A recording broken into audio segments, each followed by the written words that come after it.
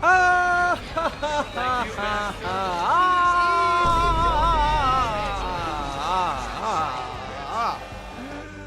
Hello, everyone. How are you? It's me. Thank you, It's Baxter. Nate. I'm here. I'm alive. How are you? One more time. Ah! Thank you, Baxter. Yeah. All right. That's the one. We're truly living in a society, and the American people, they've just had it with these females. You know what I'm saying? What's up, everybody? How you doing? Hello, it's me, Nate. We're here to talk about One Piece. Let me see. What are we doing? There were some sub-arenos. There were some donate-areno type activities. Let me just catch up on those. Reich, 6 months, all in on Goda every time. Thank you, Baxter. Thank you, Baxter. TYB to you. And we're caught up. Nicely done. I haven't watched Alabasta, waiting for the live action to introduce me to Crocodile. Me too. So true. That's the only way I ever consume anything One Piece related. I wouldn't want to consume it any other way. How are you, everyone? We've got a new chapter of One Piece. I'm not going to goof around. I'm gonna get right to it. What more is there to say? Let's switch on over. Here we go. Hoop. Oh, and I almost forgot to say. All right, let me see. It is an exciting chapter, and we're gonna get to it momentarily. Before we do that, though, I just thought I'd check in on everyone, see how you're doing. I'm doing great. Here, having just read chapter 1043 of One Piece. Everything has been so good, so excited for things to come. Little concerned, a little weirded out by that goopy looking Luffy, but I think it's gonna be only uphill from here.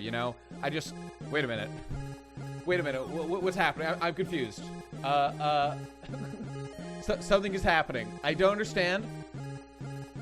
I feel ominous things happening in the future. Wait, it's chapter 1044. Oh no.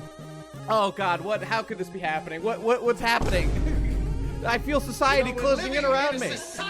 Oh, I'm feeling like such a fraud right now. Chosen Piece, please, no. Oh no, it's getting worse. What's this? The Netflix show came out and people are enjoying it? Oh God, no. The party rock of liberation, this can't be happening. Please, God. Ooh. It wasn't supposed to be like this. And now I'm getting clowned on left, right, and center. How could this have happened to me? God, no! Please! Oh, it's just so over for us, Nate Bros. Nate Bros, we had a good run, but it's completely over. It's completely over. All right. Was there? I do want to clarify. I do want to clarify though that I am actually not, in fact, owned at this moment. Okay, there are those out there that thought I was getting owned. That's actually not the case. Okay, just so we can be clear on that. This is the case. All right. Okay. I'm glad we could establish that. Okay. I'm glad we're on the same page. Everywhere I go, his figure haunts me. He follows me down the road. Everywhere he goes, he says, "Do these guys even know that I am One Piece Man?" And they never will. Well, Oda, you got your second season. It did better than the other crap that these people have put out in the past. It seems a little bit better. I think that this is a catastrophe, and it's just going to be a huge waste of everyone's time. I mean, if you thought Film Red was a distraction, get ready for more live-action bullshit. Because I mean, hey, I'm the guy who doesn't care about Film Red, right? Any of the movies. This is that, but possibly far worse. That's how I see it. We're all wasting our time. What can I say? What more is there to say? I think we're all up to speed. This is a tragedy. Now, if I am able to play Uta in the live action, I think then we will have something worth consuming. Okay, that will be it. So I'm ready for that. Call me up, Hollywood. Okay, cast me, and I'm ready. Oda has to approve casting and scripts. The manga is cooked, man. Yeah, the manga, it's so over. Distraction piece just means it takes longer for us to Oda to finish the manga and take it away from us forever. I want it over sooner rather than later. See, that is peak, like, hype brain mentality. Like, oh, it's so much better if the same story with the same eventual amount of quantity takes longer so I can waste more of my life obsessing about it rather than, like, and you know, like a child in Peter Pan world, rather than, like, be an adult and, like, let things end when they end and move on with my life when things have come and gone and finished their natural progression in life, because death is an inevitability of life, you know? That's the big brain take for the day. What was this? Nate, are you subscribed to the Deltarune newsletter? No, but I should be. Nate, wanting good things to come to an end is cringe. What are you talking about?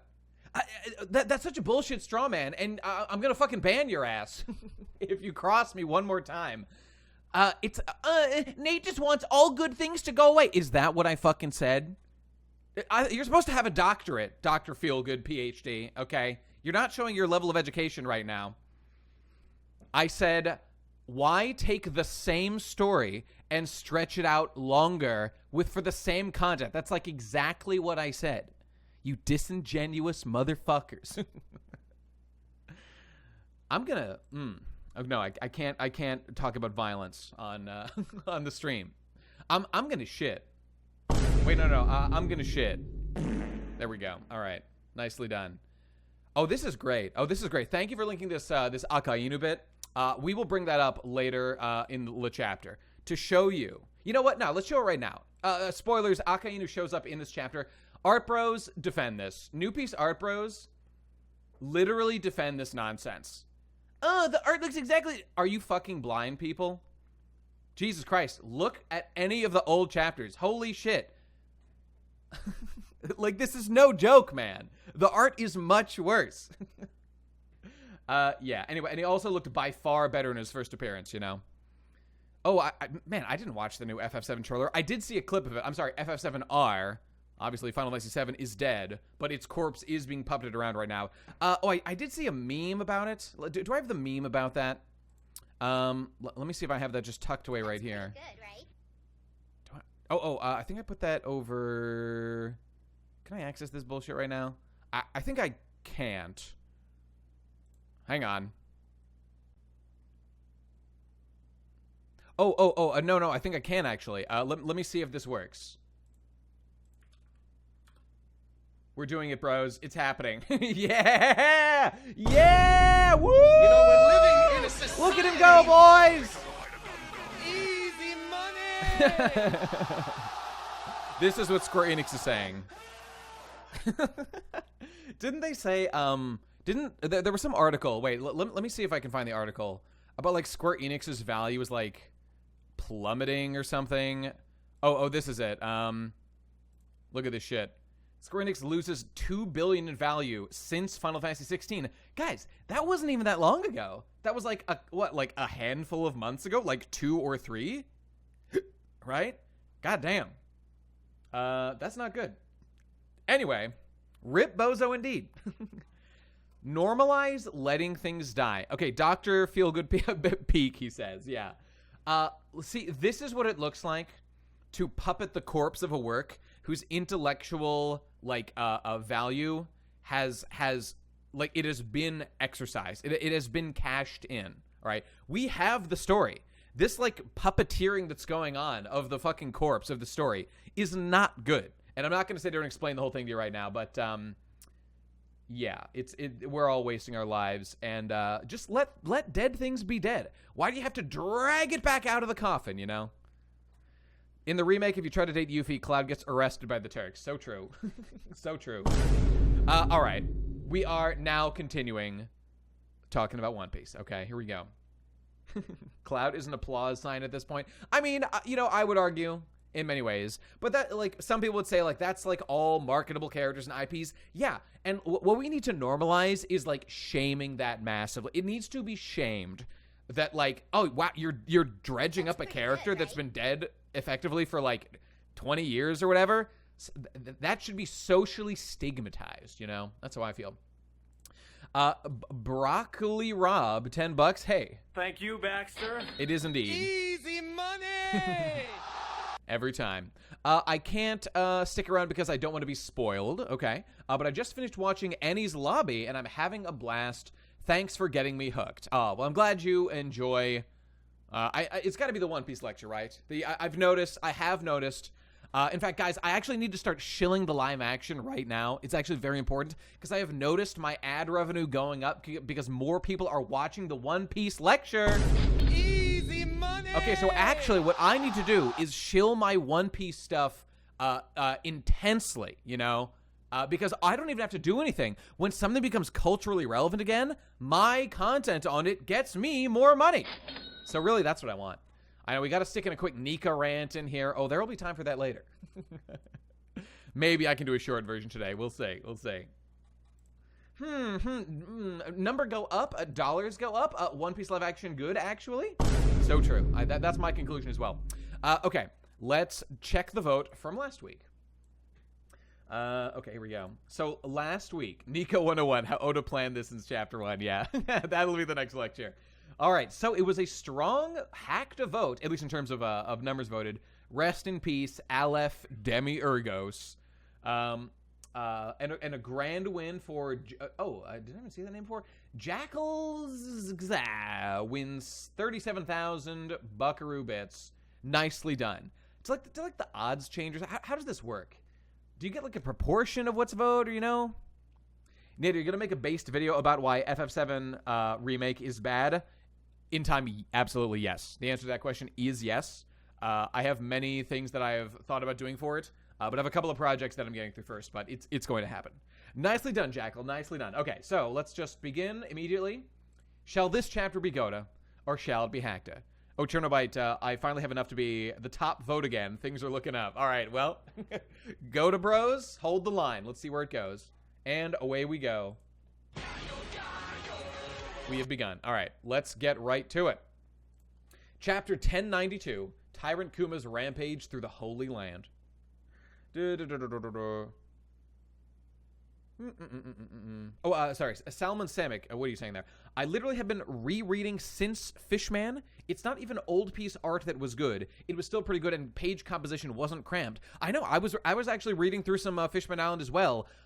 I think like there's a trend that things like there's less giant double spreads, et cetera, but there actually were quite a few at like in like Fishman Island and those kind of things. I think problems with the art and the paneling, I don't like they edged in over time, but I would say it really started to become an issue. I don't know. Would I even say in Wano? No, it was sooner than Wano. You know what? I don't have an answer to that sort of thing right now, but I'll have to look into it later. But it really wasn't like after the time skip, it was suddenly bad. There were a lot of things that I think were really good about the artwork after the time skip, but I do think it was across the board like better, pre-time skip. And Scuff Piece is a relatively recent phenomenon. I do think that's true. The Goda votes are crazy. I think I might know why. Let's just check out how the vote's doing right now. The votes are at 76% Goda. Oh my God. Jackal went in with 100. Holy shit. 50K. Ambassador Blanca. Okay, well, the people are skewing in one direction. Will they be vindicated? Or will they be demoralized and crushed under that sneeze? God damn. Excuse me. Okay. Tyrant Kuma's Rampage Through the Holy Land. Off we go. Why can't I vote?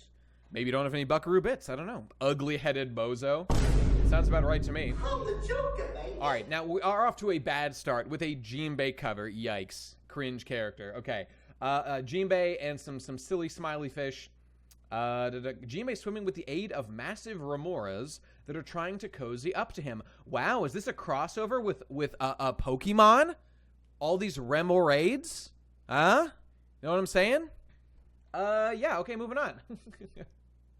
Oh, TCB. Where is my precious Oda referencing Uta bit? Okay, that's definitely a hack to vote for TCB scans this week. That is confirmed, and that does cross over into the Goda votes as well. So, thank you, TCB, for your fine work. And I'll say about this, it's Scuff Piece. It doesn't look very good. Extremely boring and worse Straw Hat, if you can even call him that, That's unfortunate. That is unfortunate. However, we move on. Merely one page. Okay.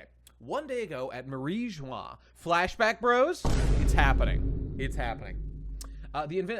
Clyde, if I had to guess one reason why the vote is so skewed to Goda, if I had to guess, I would say hot red dog dick. You know what I'm saying? I think that really summed it up. The Admiral boost, the Admiral Zenkai boost, indeed. The Invincible Slave, buy me one, please. Kuma managed to climb up to Marie Joie, so we kind of cut away. He's at the top now. There you go. It's because Frankie has a panel. That's so true. Absolutely true. Stop him. Okay, he's too much. He's simply too powerful, and he's killing us. He's going. All right. Kuma's doing his thing. What if Kuma was in the crew? Ooh, what if you made a One Piece rap about the Shichibukai? And maybe if you need to fill out, like, for extra space, you put in, like, the Yonko or something. Kaido's doing that drinking thing. Big Mom is eating her family. Yayo. Tyrant Kuma turning into a cyborg. Boa Hancock steps on my cock. Yayo. Something like that, right? Okay, pretty good. I know. I'm falling into a hack to spiral as we progress. Ursa Shock. Cringe, hacked. Nobody likes that attack. Nobody likes this character. Nobody likes One Piece. Nobody likes Oda. Nobody likes TCB. Nobody likes Jinbei. All bad things so far. Okay, we are spiraling now. We're spiraling desperately. I'm trying to pump the hackta because I'm gonna short the market or whatever it is that would make sense for the situation for me to profit off of. Okay, so he did his Biden blast, and then he's confronted with the man, the myth, the legend, Scuff Peace Champion himself. There he is. Look at him. Oh, he looks so good. Doesn't he just look so good this chapter? Guys, the art looks like shit. Who the fuck is out there defending the artwork recently? I know it doesn't always look terrible. It's like so much worse, man. It is so much worse than like Marineford and like Fishman Island. Okay, all right. You know what? The smaller panel thing. You know what? All right, Forge Cleric. All right, let me take that back. All right, let me calm down for a second. You know what? That may be an unfair comparison. You are right, because I know when Luffy clashed with Lucci, that was also a smaller panel. Oda, what's going on, big guy? The lines are looking kind of shaky. Those are from the volumes. Get the fuck out, Clyde, you motherfucker.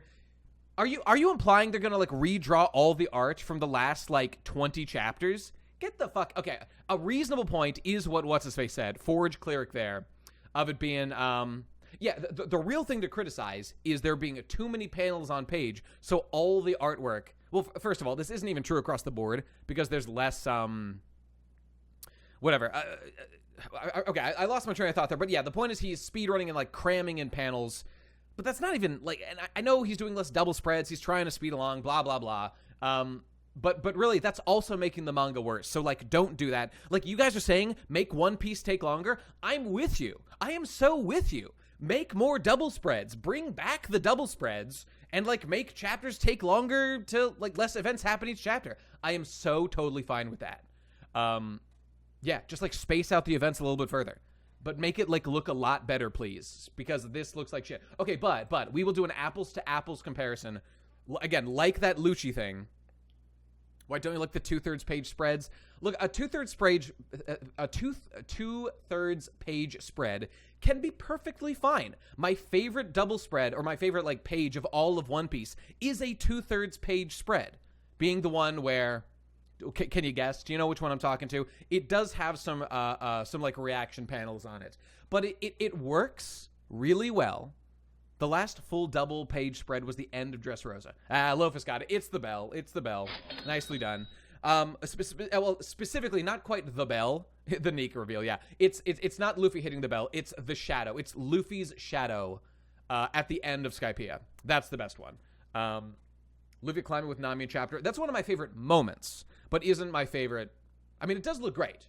And by the way, when they get to the top of the drum mountain, the double page spread of like the fantasy like Santa Claus mansion is a beautiful double spread that we would never get in modern One Piece, which is very unfortunate. Ever depress you how all the 30-year payoffs are going to be drawn in Oda's worst art era? Absolutely yes, but I would try not to think about it. And this is why it's like good to not make your story take longer than it like needs to, you know? And this isn't a point about like, now this one you can criticize for me, like, Nate wants less One Piece. Look, if we could wrap up One Piece, like, without the Nika nonsense, he can still awaken, I guess, even though I've been saying for years that awakening is like a stupid mechanic anyway, which it always has been, and then it culminated in Nika. Holy shit. Was I vindicated on that day? But whatever, forget all that. It's the lore that's the main problem. Nika itself and like awakening is like an okay mechanic. Whatever, who cares? It's just that Crocodile did like the exact same thing but better in Alabasta. You just like figure out cooler things to do, which is kind of what like the gears were and all that other stuff. I forgot where I was going with this. Let's move on. That mountain climb as a kid was crazy. 8-year-old me was entranced. It's still one of my favorite things to read in the whole story. Although I haven't read like Drum Island cover to cover in a while, so maybe the context is less riveting. But I think about that moment all the time. Luffy climbing the mountain with carrying Sanji and Nami. Incredible. All right, anyway. I know. My favorite part was when Kaido awakened. That was so good. I mean, a lot of artists just had kind of way more unique art styles in the beginning. Okay, Shaktsun, you say in the beginning, okay? Now, let's just put that in context for a moment. You know, Oda's art style was very distinct, like, in the beginning. But, you know, that was only at the beginning era. You know, as like, a little later into his career, you know, around year, like, 20? Around, like, entering decade number 3? That's when I feel the art started to fall off a little bit. You know, when you think about it that way, it feels a little bit less justifiable. Okay, anyway. Just reread Alabasta and man, hits different. I know, right? Oh, it's great. Okay, all right. Let's move along. The pre-9/11 art era. Wait, can I bring it up? Okay, insert. Wait, I'm pulling it up. The stream's favorite meme.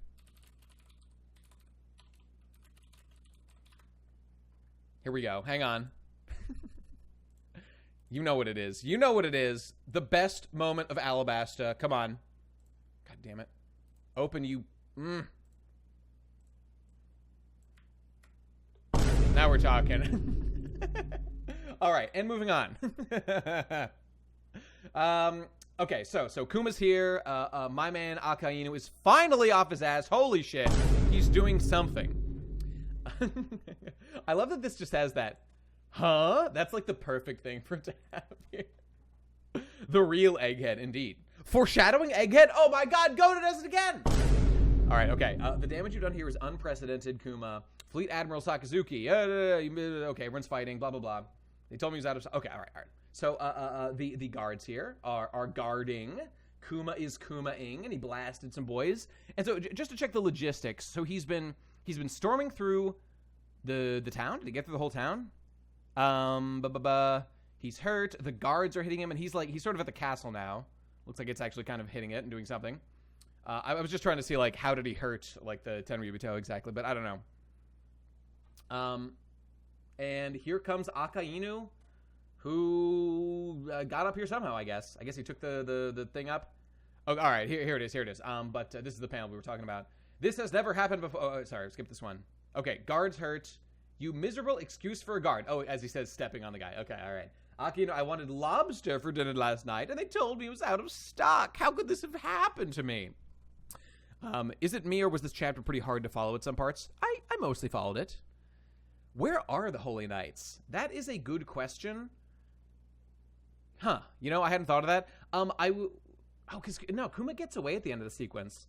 Yeah, where the fuck are the Holy Knights? Like, what the hell are they doing? Maybe the Holy Knights they don't typically hang out with the Tenryubitou. I know it is kind of silly to say, like, that's their whole job, guarding the Tenryubitou, right? Guarding the elders, like all, 9 of them or whatever? They're on Nico watch. Yeah, that's true. Yeah, I mean, this might have been like a good time to bring them out. I will say this, though. Should there be some of the Holy Knights here? Probably yes. That probably would make the best sense. But maybe they're with Tenryubitou, like, traveling around the world. Maybe they're being, like, bodyguards or something. And considering Marine HQ is nearby the red line, That's pretty maybe good, that, right? you know, could kind of explain how it's kind of blah, blah, blah, you know, whatever it is. Like, they're not that worried about defense. And they do have guards, obviously.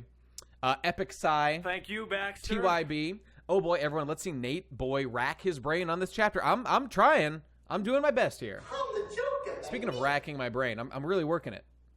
This is me right now. Okay, this is me. Didn't the Five Elders say that they collect money from countries? Yeah, they do the tax. They truly do the most unethical thing a government could possibly do. Tax their citizens. This post brought to you by Americans Against the Federal Income Tax. Did you know that the American Revolution happened over like a 3% tax, and your average American is now taxed at like 30 or 40%? Really makes you think. Really makes you think. All right. So this has never happened before. How could you let the food supply of Marie Joie dwindle? Never mind that. You're allowed to... Okay, all right. So they got hurt. Go kill Kuma, please. Do we know... Why are the Holy Knights not here defending it? I don't know. Oh, okay, so here's the panel in question. If we can't control you, we're going to kill you, Kuma. So the man is off his ass is doing something. That's good. And, that's glorious. Truly glorious. Now... Okay, this is, I'm trying to, so it's half of one page. I think I would imagine that, I'm not owned, by the way, just clarifying again. All right, let's close this. I don't need that. This is like half a page. This is probably a full page thing. I mean, even if you want to say that, like, it's smaller, of course it looks worse. I mean, I just think the art is obviously significantly worse. Why not just make it, like, full page across?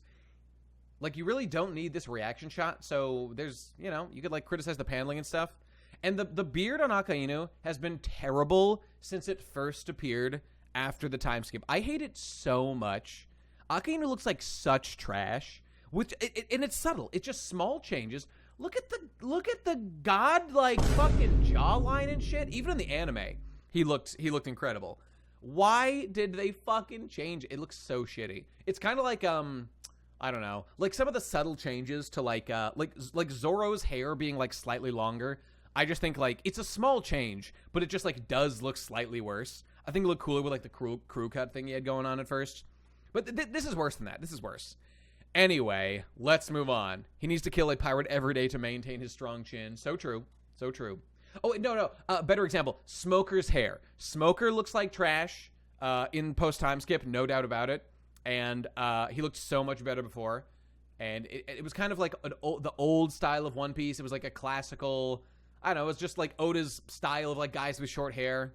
Who is Smoker? I don't know, sounds like some jobber. I don't think he matters in the story at all, as far as I'm aware. All right. So here he comes. We're gooping, boys. Do. We're gooping hardcore.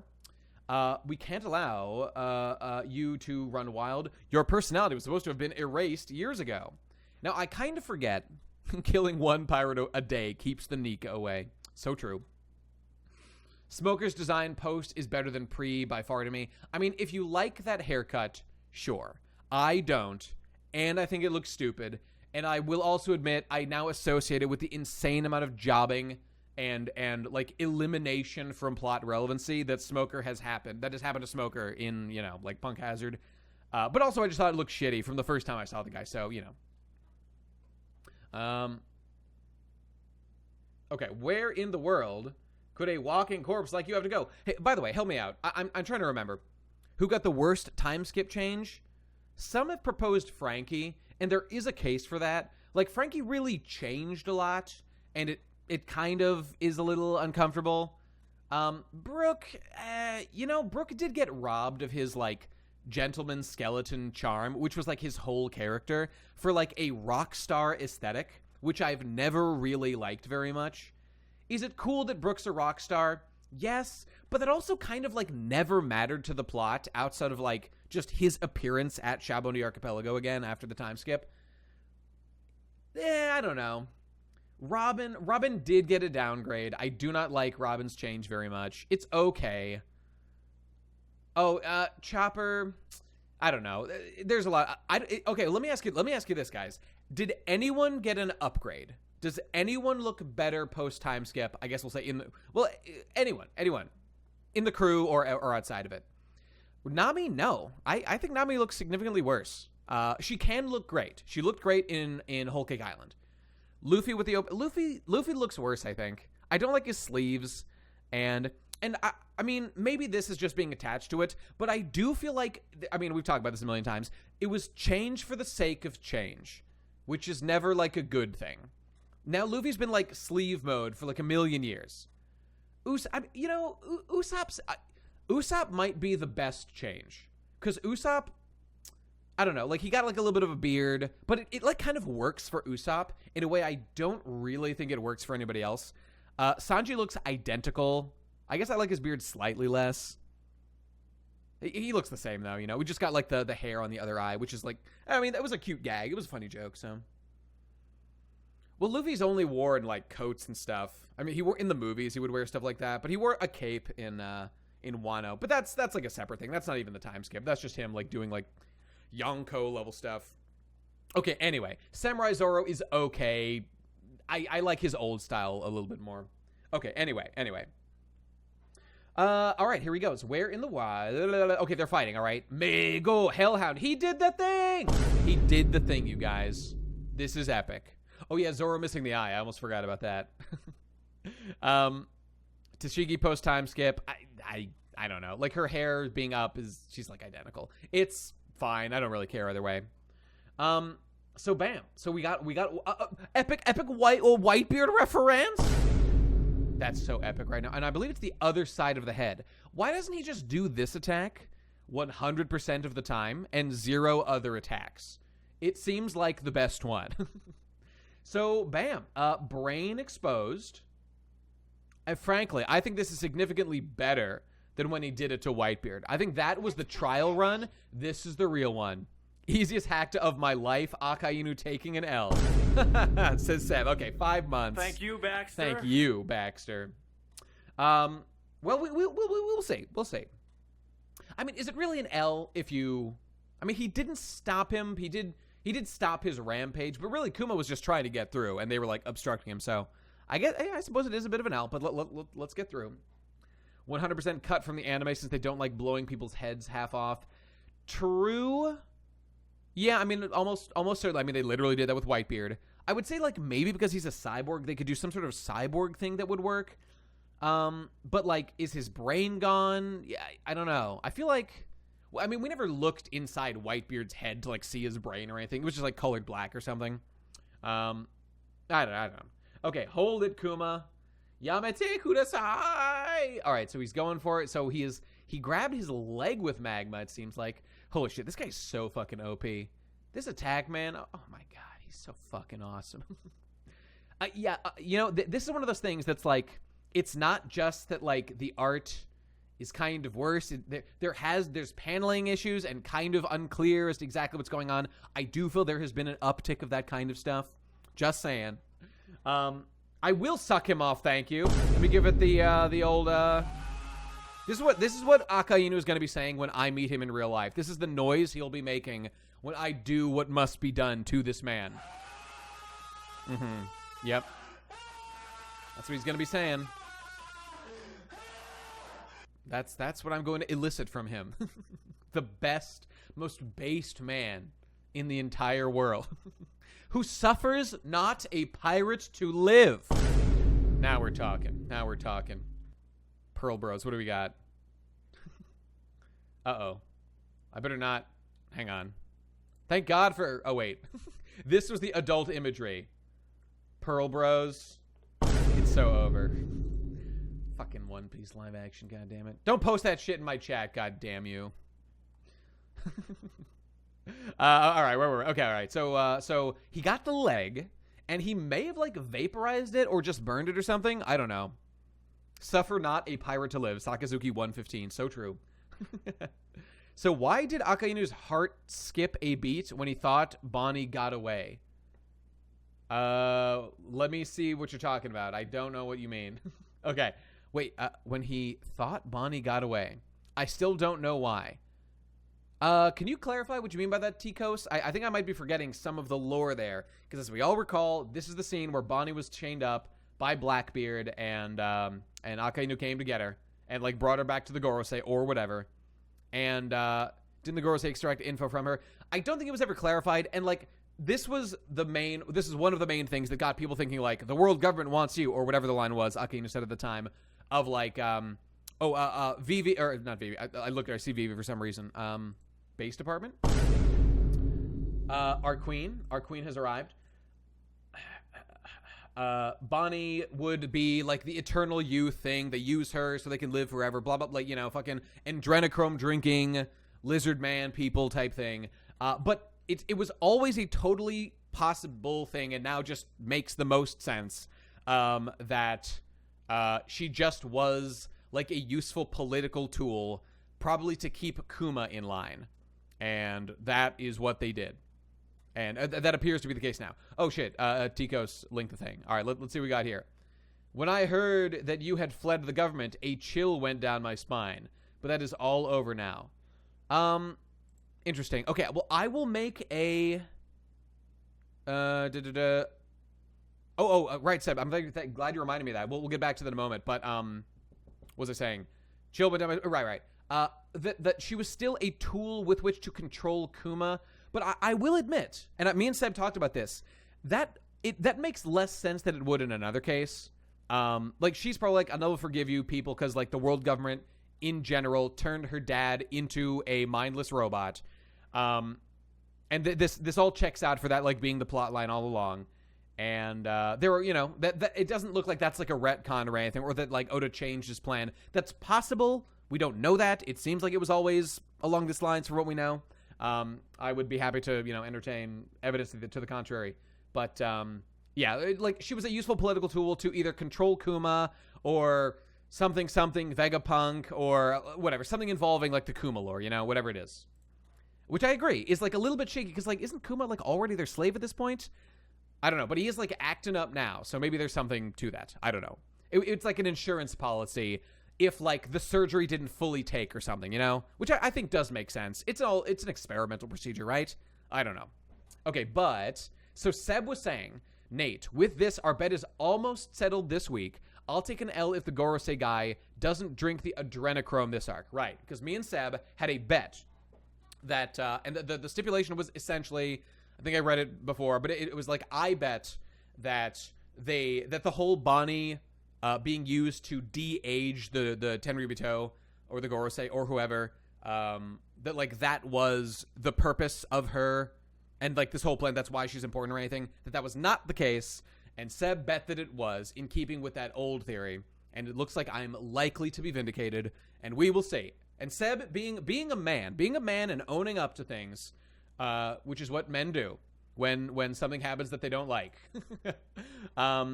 Seb will take the L on a time-limited basis if it doesn't get revealed that he is right this arc. Commendable. Still wrong, and I will dab on him, but commendable.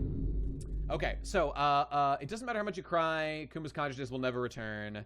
He volunteered to be reborn as a weapon, indeed. Oh, she's soy-facing right now. Soy-facing hardcore. How embarrassing. Don't forget Kuma is a special race. Oh god, I forgot about that shit. I'm just ignoring that. Hopefully it doesn't mean, maybe he's just like fucking descended from you know, whatever. Like, and I mean, I will say this because it's kind of plot relevant. Bonnie is like pale as in like a whatever, like a typical One Piece character is.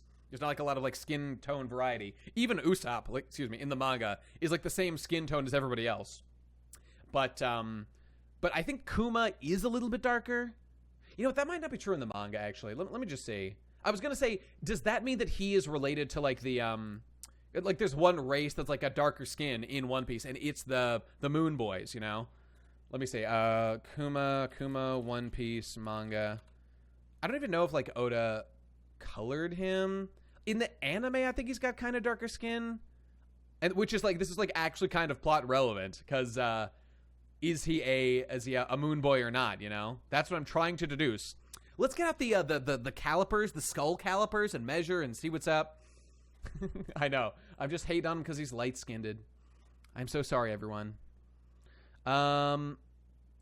digitally colored. Okay, I can't really confirm this. It might be like a little darker. I don't know. In the anime, he's darker, but like so is Robin, and she is not a fucking moon boy. So there you go. There's a theory that Kuma is the same race as Blackbeard, which would imply something about his 3 personalities / heads. I'm Cerberus Fruit Bros. Hold the line. We hold the line. Cerberus Fruit Bros. All right. AKA Schizo Bros. Whoa, she's soy facing. Okay, he'd never leave me behind. Akane, where did Kuma go? Okay, so this is the flashback, which is like a fine little flashback addition thing about Kuma and a scene we'd seen before. Blah blah blah. That's fine. And now we're back, and he did escape. He went, and he was out of there. Where's the little pop? There. Pan or pa. It sounded somebody popping out. Liar, Epstein's daughter said. He'd never kill himself. So true. Yeah, okay, all right. So clearly Kuma didn't tell her like why he'd volunteer or anything.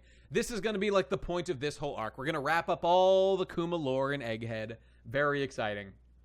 Okay, all right. You let him escape, and you have the gall to call yourself Fleet Admiral. Where could you be going? Grr, you've lost your will, your mind, everything. You're just a damned puppet now. So they're shit-talking him, and this is a bit of an L for my boy Sakazuki. That's true. But is it that embarrassing that Kuma got away? It is rather embarrassing, but it's just that like Kuma's powers are like so uniquely good at juking that shit and dodge and dipping and dodging at light speed, you know? It almost felt like he almost let him go a bit. Maybe. Oh, and the food supply thing. That was a little embarrassing. I want my lobster for dinner, but it's destroyed. How embarrassing. I don't know. I mean, like, the guy got away. Like, you can't chase Kuma when he does his fucking double jump through the sky, you know? Let Luffy get away too, L after L. These are L's. These are definite L's. And he hurt the guy real bad, you know? He's getting points on the board. Kizaru could chase out. Ooh, yikes. Kizaru could chase him. Why isn't he Fleet Admiral? That's what I want to know. The Paw fruit is so selectively hacks. Okay, all right. Anyway, all right. He's a puppet. That's what it is. What it is. It's gonna be something. He's gonna like awaken. He's gonna have like some emotional thing. The end of this arc is obviously gonna be like some emotional catharsis of him and Bonnie, one way or another, and we'll like learn the backstory probably, whatever's appropriate for the arc. All right. Maybe the shocking event that will happen is like Kuma shows up and like does Ursa shock and like blows himself up or something to like save Bonnie and like the Straw Hats or something. That could be the thing. I don't know. All right, let's move along, shall we? Off to Egghead we go.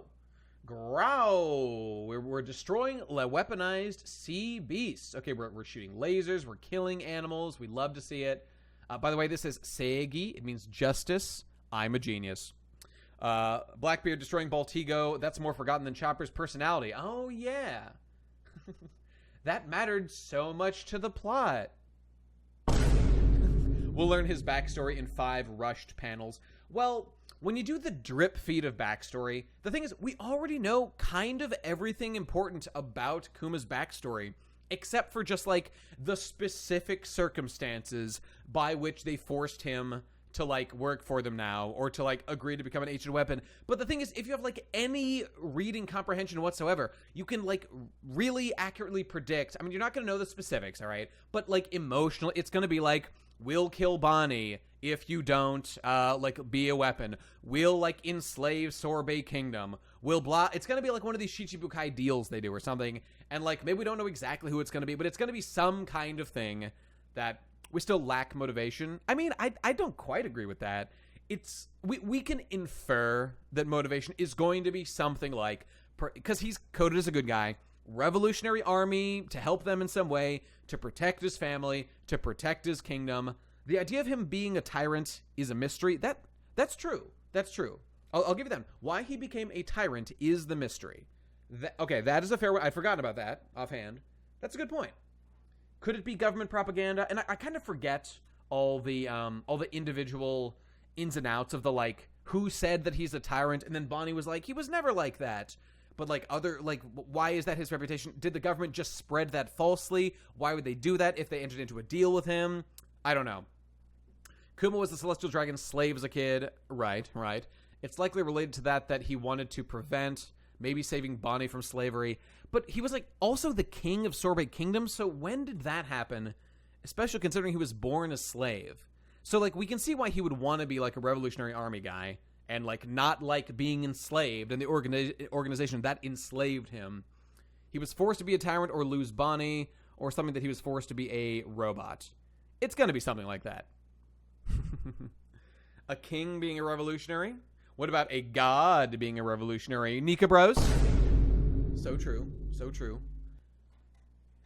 Okay, here we go. So the Marines have landed. So they're there. All right, the Marines are on. They're on deck. Kizaru's gone ahead. They're in the Labostratum.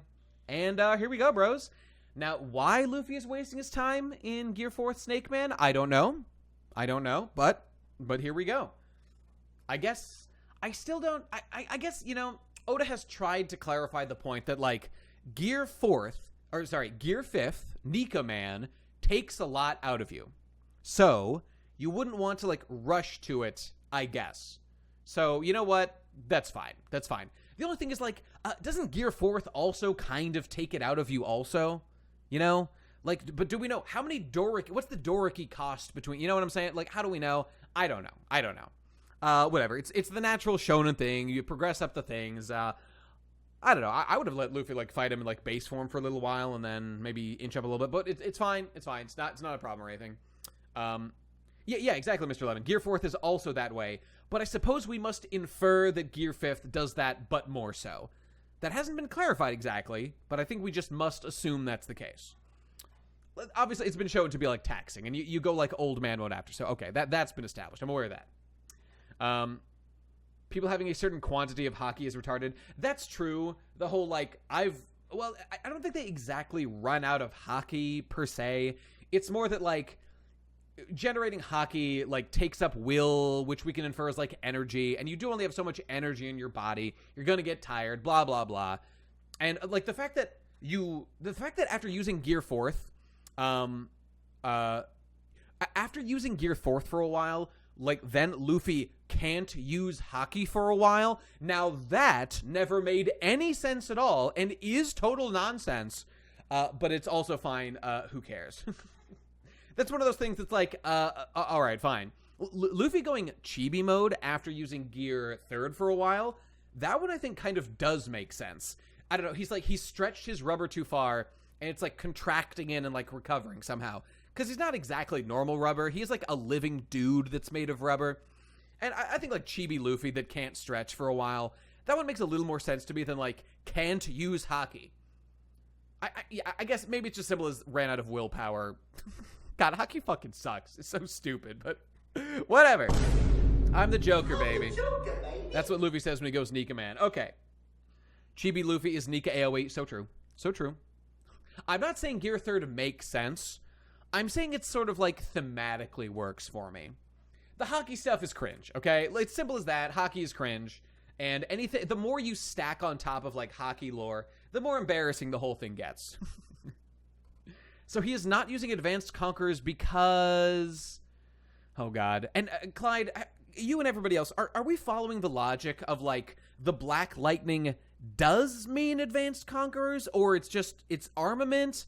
I have totally lost the plot with what Black Lightning means now. I think it just means using haki at all? Can anyone help me? I don't know. I cannot prove he is or is not using his fat cock. That's true. I think we just don't know. I think if Oda doesn't literally say so, then we have no way to know. And yeah, I don't know why he wouldn't be using it. But maybe he is? It's just not, like, shown? I don't know. Let's move on. I'm getting lost in the sauce. Epic Style, I will say that Luffy is literally the only person we know of in the entire verse that seems to be able to do any kind of short-term power-up at the cost of a debuff later. That is absolutely true. Yeah, Luffy is, like, the only guy, and we all know it's because he's the main character. He just gets those kind of powers. Does Gear Third's, like, punishment afterward make sense? No, it doesn't actually make sense. What would make sense would be him sleepy. Him go to sleep.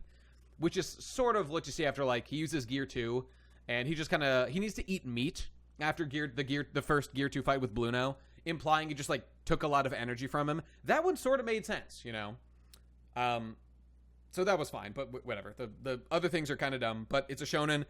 I'm willing to be like, it's fine. I'm not that worried about it. Okay, Bluno versus Popeye Frankie would be Kino. I'm trying to, I suppose so. All right, you're a tough one, and yet I have to wonder why a pirate like you would want to protect Vegapunk. Oh, it's clear you really are the man who took Kaido down. So okay, so now we can get into Doriki measuring. Get out your measuring tapes, get out your Chapapa users, your Fukuros, and let's analyze Dorikis now, okay? So I believe Snake Man Model Gear 4th is applying 9,001 Dorikis to the 10th power in this situation. But you see, Light Man starts with a baseline level of 10 gorillion Dorikis. So I gotta bust out the calculator to find out who's gonna win this fight. That's the only way that I'm gonna know about it, you know? Wait a minute. Is that how you write Doriki? Dude, I actually get that. That means effort, like power. Effort strength. Whoa, am I a genius Japanese understander? I think that I am. Wait a minute. Play the song of my people. Isn't it beautiful, boys? The ancient land of Japan. I'm gonna say yes on that one. Shut up, Pepper. I'm saying it's canon. I know that both those kanji can be pronounced that way. Well, you say Doryoku, but that kanji, the second one, the power one, can also be pronounced Riki. I'm just saying that might. You know what? Let's Google it. Hang on, Dorikis. One sec. One Piece Doriki.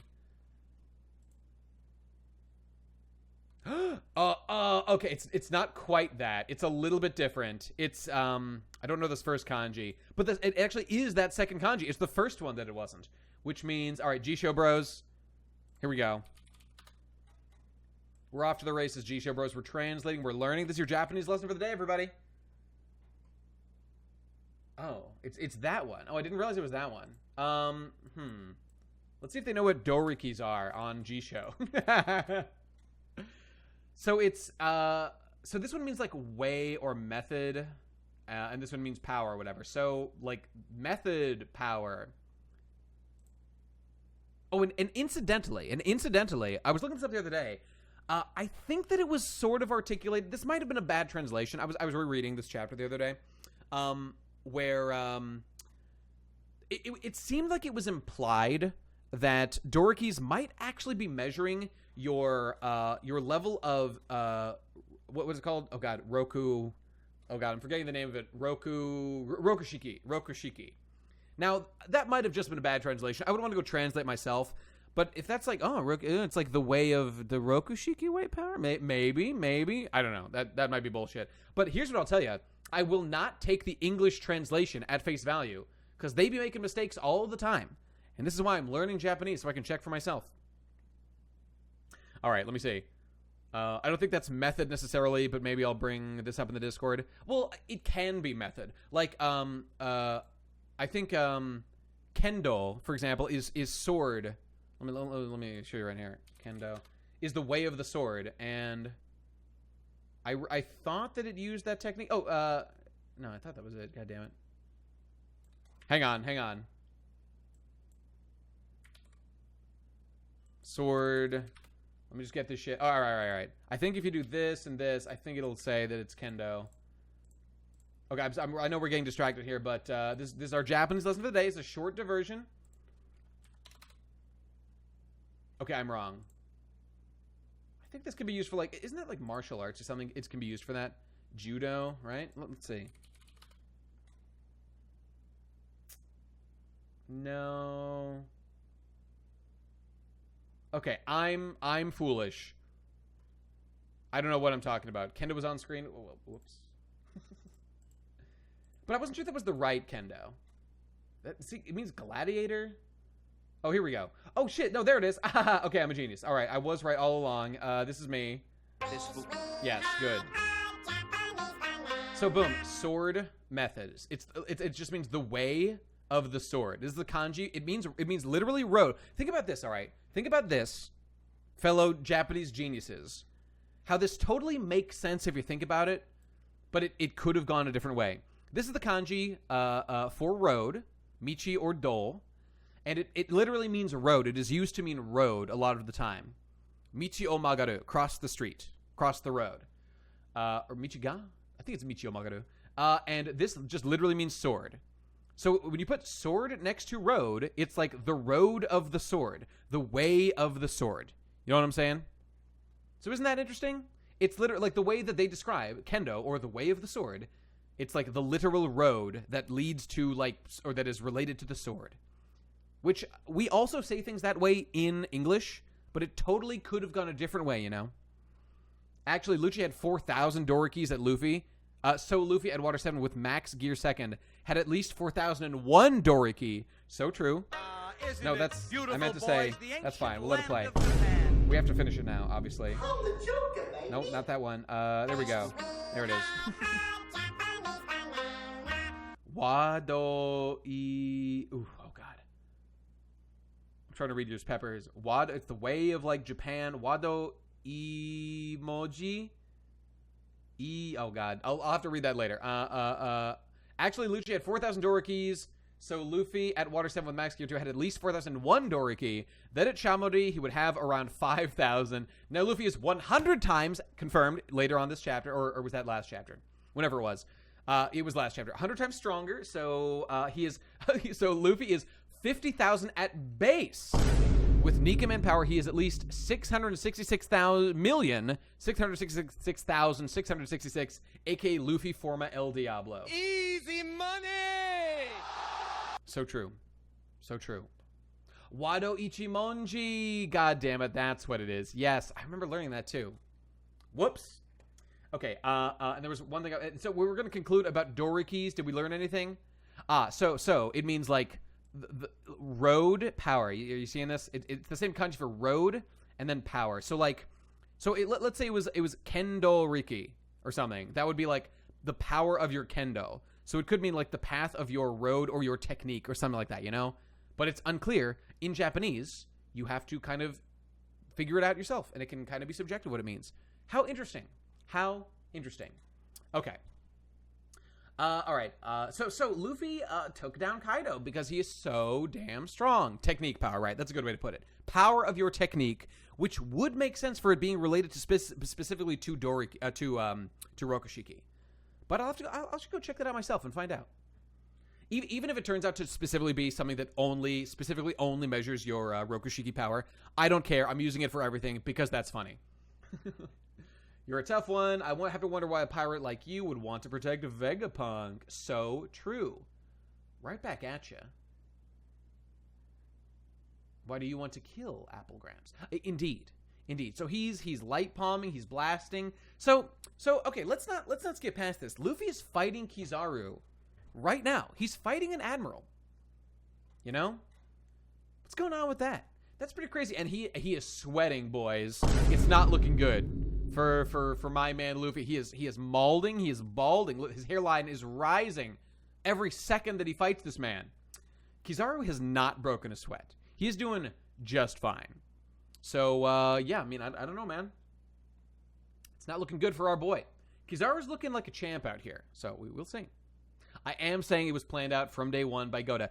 Are you implying to me that Goda did not have a specific map of every character at every stage of the story, mapping out their specific Doriki counts at every plot junction in the entire beginning to end of the tale? The laugh tale? Obviously he did. That's chapter 1 right there. No doubt about it. Okay. Want to kill Gramps. I do not want. He flew away. He's really fast. We're gear 4-ing. We're bouncing. God damn, look how fast this boy is. He's fast as fuck, boy. It's not like I want to kill him. Dude, he can't hear you. You're far away. I've known Vegapunk for a long time, you know. Now, please don't get in my way. After all, speed is power. So Kizaru is looking insanely powerful right now, as kind of Akainu did earlier in the chapter. Like, Akainu's destructive power is unreal. But I guess he's like a little bit slow, you know. He's not like light speed or anything. This guy definitely could be stronger. Shanks could beat this in theory. Well, if you can see the future, as, you know, all observation hockey, like, evolved guys, you know. He is 1.2 blah, blah, blah times the speed of light. I calculated this using Doric C². Nicely done. That's pretty good, right? That is pretty good, right? Let me pull up the thing here. Okay, so wait, first one. Okay, right. So for $4.97, what did he mean by this? Translate Aru. Thank you, Baxter. Thank you, Baxter. Is this a hint of some kind? Is this implying something? Okay, let me translate the word, which I'll just pull it up here. I'll put it in G Show just so it's visible. Even though it's not going to be. Oh no, that's not right. Hang on. Oh, it won't copy properly. What's going on here? Bruh. What the It's like not copying for some reason. Okay, there it is. All right. So, okay. Reality copy. Oh, I don't know this one. Season. And then it ends with a 2 that wasn't here for some reason. I know what this. Season 2. What could be a season 2 of something that might be relevant to me? Please, God, no! This can't be happening. Season 2 confirmed. All right, let's just translate. It's season 2 of. Let's copy the thing. Doesn't know reality. Reality copy. It's like movie or season of a show or something, right? All right, season 2. I am deceased. It's over for me. Chopper is going to be so doctoring in live action. What are they going to do with Chopper, man? I mean, I think Arlong looked like a nightmare, and like a lot of it looked cheap and shitty. Again, like from the clips I've seen, because I can't fucking avoid it. I would rather just never hear about it. But what can you do? I mean, what the fuck are they going to do with Chopper? Muppets? Jesus Christ, I don't know. Jamie Lee Curtis is Dr. Kreha. Okay, that's fine. Again, cosplay is fine and fun. Whatever, I don't care. But it's the worst thing about it is the distraction. Also, it looks like shit. I mean, what do you want? Yes, there's heart and soul. There's a lot of details they put into it. Okay, cool. Whatever. They change some shit that's stupid. I don't care. It's not for me. What can I say? All right, so here comes the Speed Man. Now, please don't get in the way. He's going to kick real fast. And here he comes. Bruh. He got brud and bonked. Okay, so Luffy got kicked. Jobber that he is. By my man, the Yellow Monkey. Okay, nicely done. Robot, looking great. Okay, looking nice, having a great day. And then Vega Force 1 is finished. What's to imply with this? Oh, the giant robot mankind's always dreamed of. Bruh. You hate to see that. The superior monkey won, as they always will. So, there goes Vega Force 1. Rest in peace, robot. It was pretty cool. I guess I like that there was kind of an arc for this robot. I like this little bit of backstory that's going on here. Like, we finally, I guess we did already kind of have a giant robot with like Frankie's mech. Frankie, whatever it's called, Battle Frankie 38, whatever the fuck it is. But I guess this is like that done on like a larger scale, you know? Vega Force 1 was pretty cool, you know? It was pretty cool. I like the filler crew moments in the live action, honestly. We don't have those in the story anymore. I can understand why those would be attractive, but like I look at them and I don't see the crew. I see cosplayers, you know? So, I don't know, whatever. If it works for you, great, I guess, you know? Again, I think that it's like, this is terrible what's going on now. But I mean, I'll agree that like the main story, the main series is coming up short in a couple of ways, you know? It's like a bit of a, what's the word? Bit of a, what's the term we've been saying? Bit of a, what do you call it? Rough draft, what do you call it? When you make a sketch that's like going to be used to animate something later? You know what is the word I'm looking for here? Help me out. Hacked a moment. That's the one. No, you know the word. You know what it is. A zero, not a draft. There's a word for a template, a storyboard. That's the one. Thank you. Easy money! Nicely done. Storyboard was the word I was looking for. Thank you, T. No, it was way 49. You win. It's really up to you how much you could suspend your disbelief for the disconnect between the source and live action to enjoy it. Yeah. I totally get that. And yeah, it's not for me. What can I say? All right, so Robot dead. Rest in peace. Luffy blasted into the dome and literally dead. It's over. It's over for Luffy. Frankie, you're Frankie Bros? We're so back. That's Goda right there. We are feasting. Frankie gods. Do we really want to get MCU fans into One Piece? Well, I'll let you answer that for yourself. I think you can guess my answer.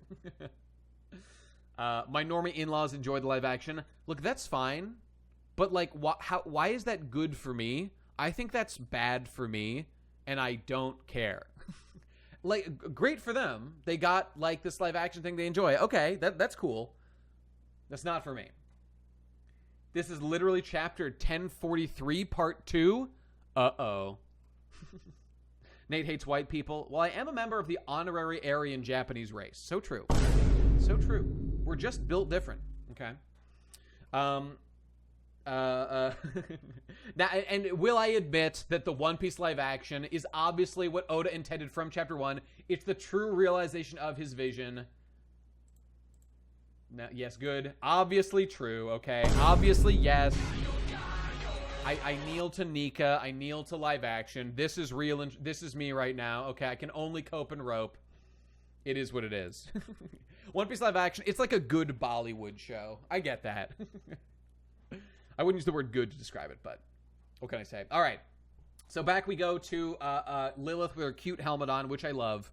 Frankie, Bonnie are running. We're speeding. We're Sonic running away. Frankie on screen again. Nicely done. Bruh. Bit of a bra moment happening right here as everyone dies. So the robot's dead. Not letting it... Okay, they're going to fight. Straw Hat got blown away. Kizaru. Frankie again? Holy shit. Jesus Christ. The novelty will... Lemon saying, the novelty will roll off fast once we have conversations with live-action onlys in One Piece spaces. I mean, that's probably true to an extent. Okay, so you've gotten quite a bit taller, Bonnie. Kids these days sure do grow fast. Okay, now what is the history that is implied by this statement? That he, like, knew her as a kid? He's probably going to be, like, included in the backstory, because I don't think there's been any previous, like, history established between the two. You know, I think that, like, they're gonna weave in Kizaru into, like, whatever, like, Vegapunk, Kuma, Bonnie, flashback stuff happens, you know. Kizaru was around Vegapunk, which means he was around Kuma. Well, like, more recently, yeah. But, like, Kuma was only fairly recently roboticized.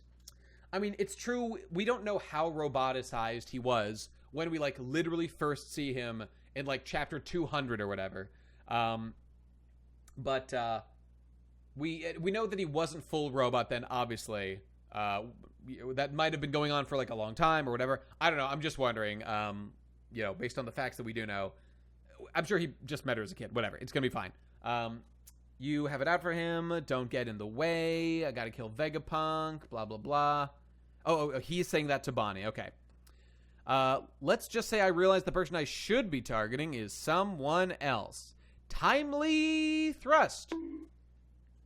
It didn't work. Who could have predicted this? Hang on, let me take a sip here. Please don't make me hurt.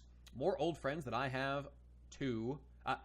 Don't make me hurt. More old friends than I have to for this mission. Okay, so we knew her as a kid. That's fine. Why her shit bendy like that?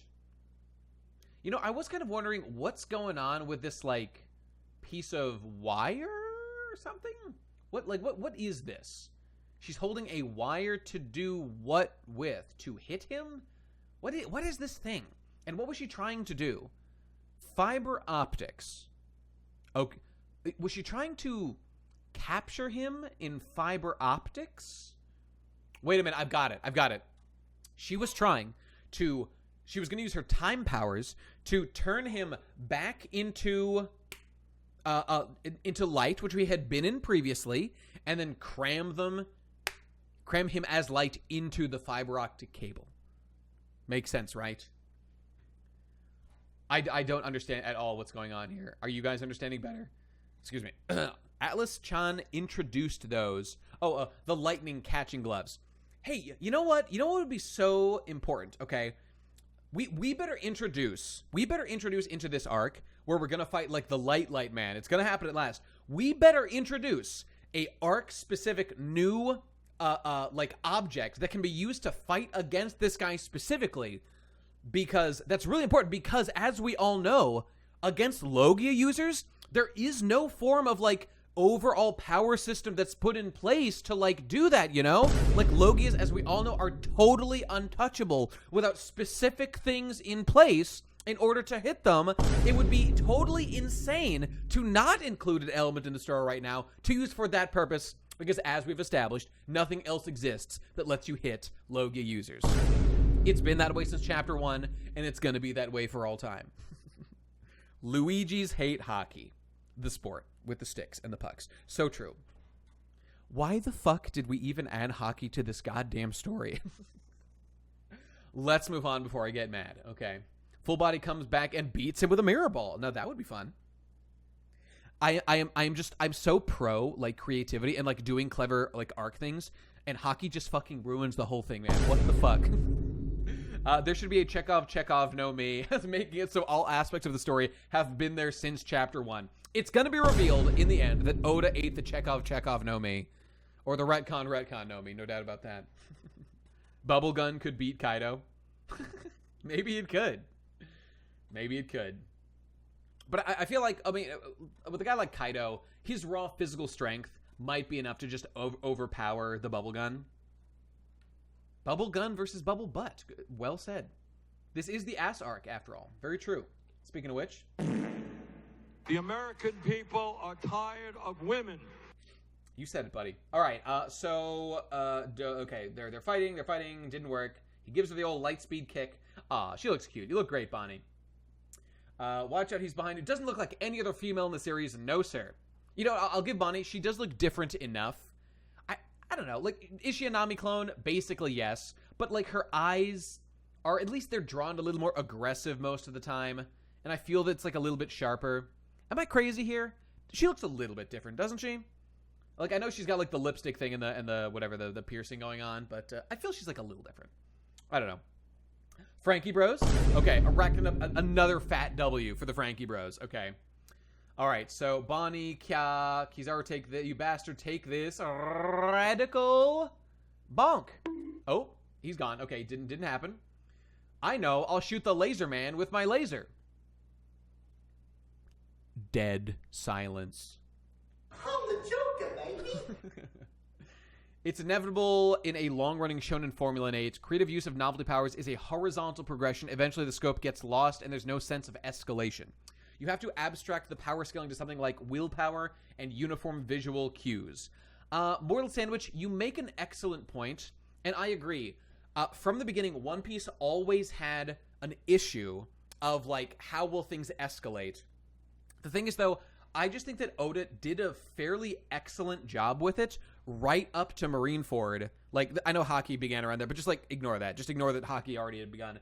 Like, the way that Luffy fought against Magellan, the way Luffy fought against, I mean, guys like Whitebeard just being, like, strong Paramecia users. The Admirals were there. Sure, they were tough and all, but I don't know, just, like, figure something out. Be creative. It's totally fine. Because I'll say that we'll get to this, but, like, I am not convinced that any Haki nonsense is any form of way to defeat Kizaru whatsoever. I think that Kizaru is, like, totally undefeatable if he just, like, stays slightly far back from you, which he did in this chapter, and just blasts you with lasers forever until you are eviscerated. Which is, I think, even better than Akainu. Like, Akainus are, like, they're a bit slower. I feel like they might be easier to dodge for, like, One Piece characters, you know? Nate, I think Bonnie tried to use this attack on Kizaru. Sure. Right, this one of the skewer and the hearts, or the age comes out. She looks cute there. I really like Bonnie. I like Bonnie a lot. Her design and stuff. And I think Bonnie might be the best looking girl in like Future Island land. Still got the pussy popped, which is a bit more than I would do, but whatever. It's not that bad. Now what was I saying? I was saying Hacta. No. Oh, right. Kizaru just being OP and ranting about hockey as I do frequently. York clears. Maybe so. Better than Atlas? Well, I mean, Atlas is like a new character and a robot, and so I'm kind of talking about like outfits, like for normal looking girls. I don't know, like Lilith. Maybe it's actually Lilith, because Lilith is a normal looking girl, and I do really, my favorite part of her design is her helmet, and I also like her cool looking poofy jacket. I don't know, I'll think about it later. I know it's always either Nika nonsense or hockey Lamau. So true.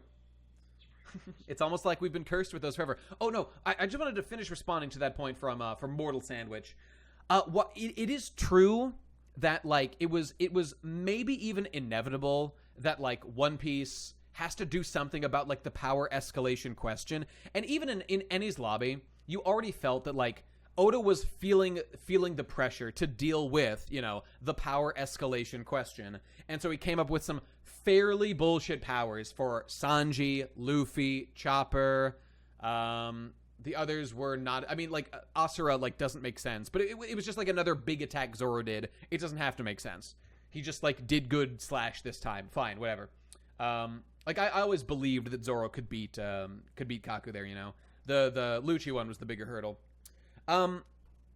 Now, what was I saying about right? So, despite that being something that Oda had backed himself in the case one, and backed himself into the corner with, and I praise Oda so much for the creativity that was like the central part of One Piece. Okay, here's the thing though. Now that it may have been inevitable. Asura makes 100% sense. He is Japanese, right? So true. Inevitable does not mean good, and I would just say, like fuck your. You know, your need to like make a codified system to last a long time. Don't care. Throw it in the trash. You can call me impractical or like foolish about this if you want to. That's fine, because this is a fairly strong. I don't care. I just want more of the best stuff in One Piece, and that is not Haki. It is Luffy and Eneru interacting. It is Mr. 3. I mean, this is some of the best stuff, you know, like some of the best like power interaction stuff. It is Mr. 1 versus Zoro. It is Luffy versus Katakuri. Great point. And the Haki and the awakening stuff that happened there, don't care. You know, yes, they were there. They weren't that bad. They did like very little damage to that part. It was just the fundamentals were really good in that fight. Although, obviously I have some criticisms to make of it. And, right, to sum up my point, I know you're saying that, like, it's kind of inevitable, and I get that, I do, and I think there's a good case to be made that it's sort of inevitable. To that I say, don't care, work harder, figure it out. That is, like, why I read One Piece. And if you start doing less of that, well, you are eating away at the thing I read One Piece for. So, it becomes worse, you know? That's what I have to say about that, you know? But Nate, Croc alluded to Haki when Luffy hit him for the first time. That I'm sure someone's got like a coat post about that. I see you smirking. But figure it out. I don't know. Nate exclusively wants horizontal movement with his power systems and 0 vertical progression. I believe that is exactly literally what I said. Not a complete straw man of my point. Or just a vastly exaggerated version of what I was saying. Thank you for clarifying. No further commentary needed on the subject. Appreciate that. All right, so we're blasting lasers, or we're not, because he's gone. We did it. Have you ever seen the Plague of Gripes power scaling video? Probably. It's about DBZ, and it really illustrates the problem with power levels across any story. Oh, yeah, I mean, DBZ is a case study. It is the example of, like, nonsense power levels. And, like, what happens when you, like, hit the peak? Where can you go from there? This is like what it is to go from like from Frieza, beyond Frieza. It's like all nonsense, especially after Cell, like going to Boo. Utter nonsense, but whatever. All right. Blackbeard name drops Haki and Jaya, Skypiea Saga, which is Nate's favorite. Yeah, and that's why, because it introduced Haki and it introduced Nika. We did it, Sun Bros. Sun God Bros. Feels so good. I mean, I enjoy almost every one of Plague's videos. I really like the format. I've been inspired by them a little bit. My two-piece video, the style of it was a little bit inspired by his stuff. What was I saying? But I just don't agree with all his takes and everything. But I like the guy a lot. I think Plague is a cool guy, and I like his work. He is a bit of an embarrassing Coomer, though. Okay, it's 2023 though, bro. Time to get past the whole Coomer phase of our lives and settle down with 2.5 children. You know, okay, let's move along, shall we? Plague's a good dude. I like Plague.